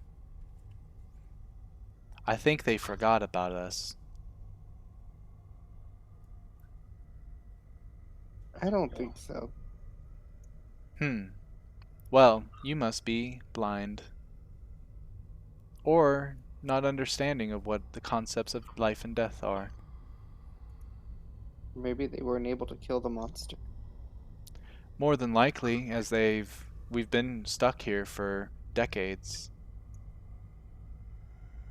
What do you know about a Strahd character? Oh, the Devil Strahd? Yeah. The curse of this land? Where's Not this guy at? much. He has a castle somewhere, but we're not allowed to go to it. What is this curse? Mm, well, I don't know much about it, but from what I've been told is that he's the curse. He's the curse. He's not doing the cursing. He's the curse. That's what they say. Do you want to play? Yeah, I'll play. Grab a toy. And I can Thorn use a opens toy. up his chest. Pick any one you want. I'm gonna like rummage through it, pretending like I'm looking for a toy, but Okay. also trying to find anything cool. Yeah, so there's nothing really cool unless... What's your favorite animal, IRL? Puppy. You see a puppy dog, stuffed Oh, puppy I grab dog. that shit Yeah. and start playing with the puppy dog with him. Here, Make him I'm feel going to better. play as this grizzly bear. And I'm going to eat you. No. And as... Puppy, run away. uh, yeah. So he's trying to just This is play so with you. funny. Rose looks over to Frankie. Do you want to play with me? Okay. So as you're playing with Rose, go ahead and let's see, where was it? Go ahead and roll me a perception check. Okay. So, Attaboy. yeah. So from looking at this dollhouse, it does look like everything is pretty accurate in terms of the floor plan and stuff like that. But you go ahead and you see a doll that's wrapped in uh, pink uh, stretchy suit material, and you start playing with that one. It's got this weird looking face on it. It kind of looks like that.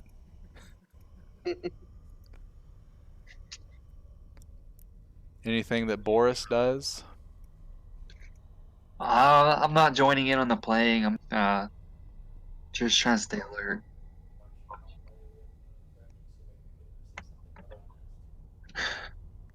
Okay, Nice metagame. God damn, that metagame was that's off the charts. that's like the most classic metagame. Hey, I want to play too now. I know, right? It's what my character would do.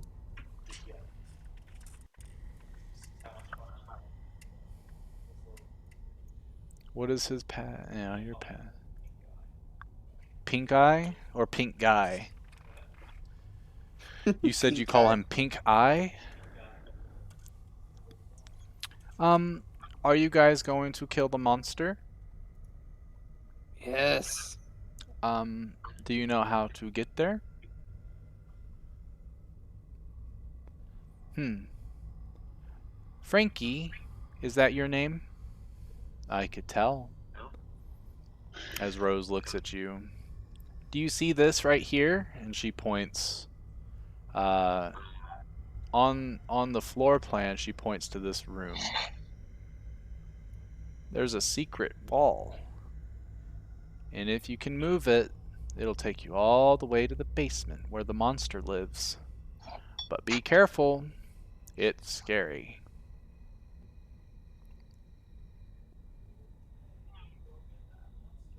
Well, we have to finish our play. Okay, we finish our play. Okay, so an hour later, if you guys want to roll hit die, because you've effectively taken a short rest with this playtime. So, for those of you that do not understand what a hit die is, if you open up your character sheet and underneath where your current hit points are, there's a hit dice, and you click the hit dice word, and it'll roll how much HP you gain. So, Nice. and nothing, so you can't go above your hit point maximum unless there's like a specific thing that were to say that you get temporary hit points, is what the proper term is called. So, unfortunately, Boris doesn't go to 21 HP out of 15, he goes up to 15. Uh, it's right here. So, you see where in the middle of the page, about midway. There you go. Hey, that's all you needed. Natural one, baby. So afterwards, the kids, uh, they kind of look at you guys and go, "I'm bored," and they go and lay in their bed, kind of just sit there. Um, be careful. No.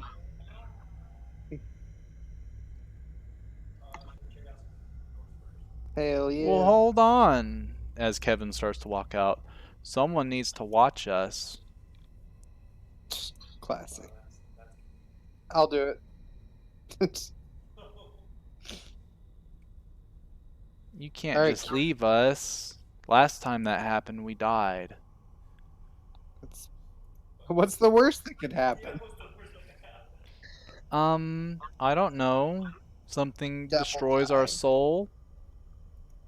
Do Do you you want want my soul to be destroyed? only it depends if you want your soul to be destroyed. No. Understandable.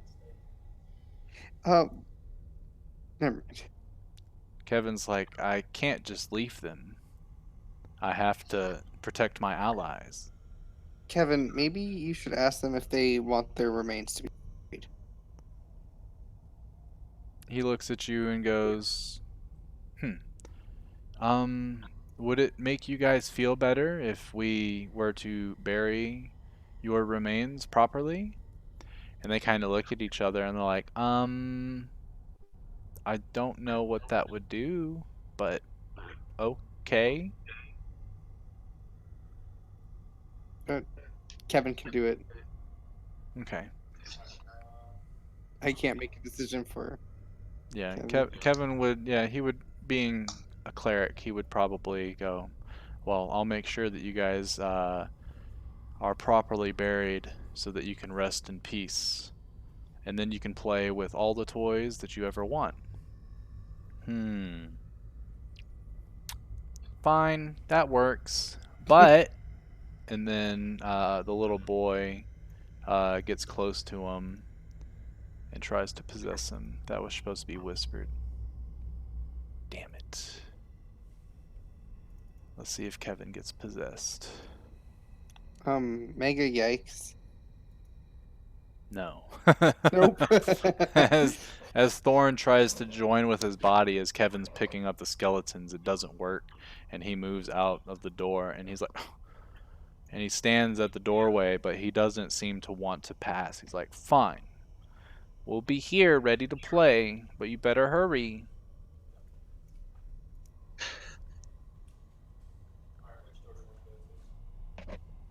So based on what Rose showed you, it was through this door. Oh yeah.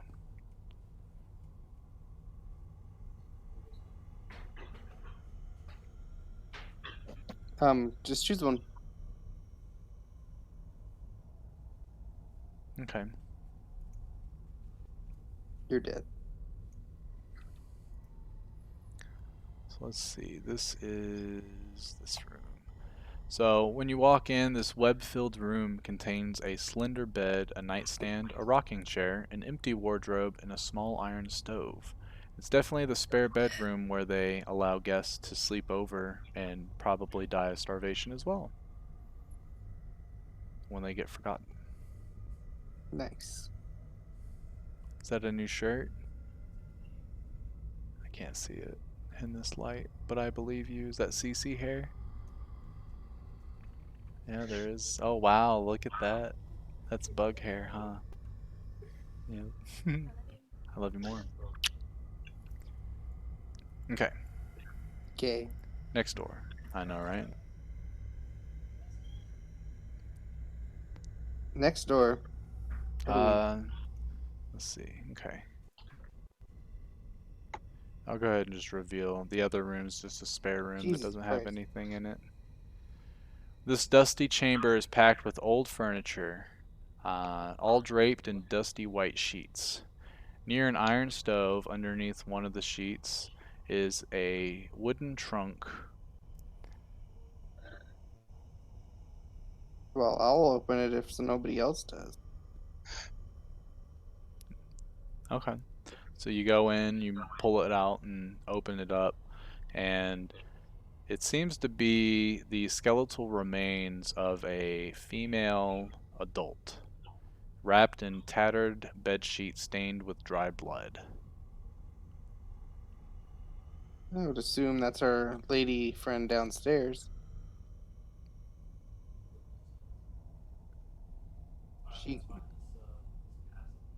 yeah. So all of What's? you Well, we together haven't with gone your in here, powers. right? I was gonna, yeah, it's just another spare bedroom that doesn't have anything in it. Oh, okay. Except for there's a smiling doll with a lacy yellow dress that sits in the northern window. So if you want a smiling doll, I'm gonna say it's porcelain. I'll take the doll. Okay, add a smiling porcelain doll to your inventory.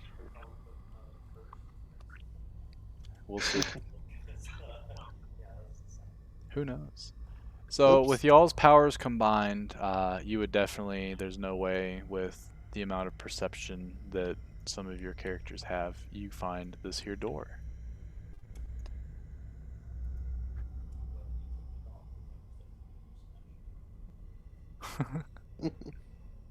I thought it'd be good to give to somebody that's sad one time. How the fuck do you spell porcelain? Good question. I honestly don't even know. Clay doll. That works. Not the Pokemon though. No, not clay doll. Clay. Here we go. Okay, so when you go down, it does go down to, if you look, it goes to the third floor, and then the second floor, and then the first floor. So here on the second floor is another one, and then here is the third floor. And it brings you down to the basement, which I definitely want this place to get the lighting to work. Do you guys see anything on this location so far? See a lot of black screen. A lot of black screen? Good.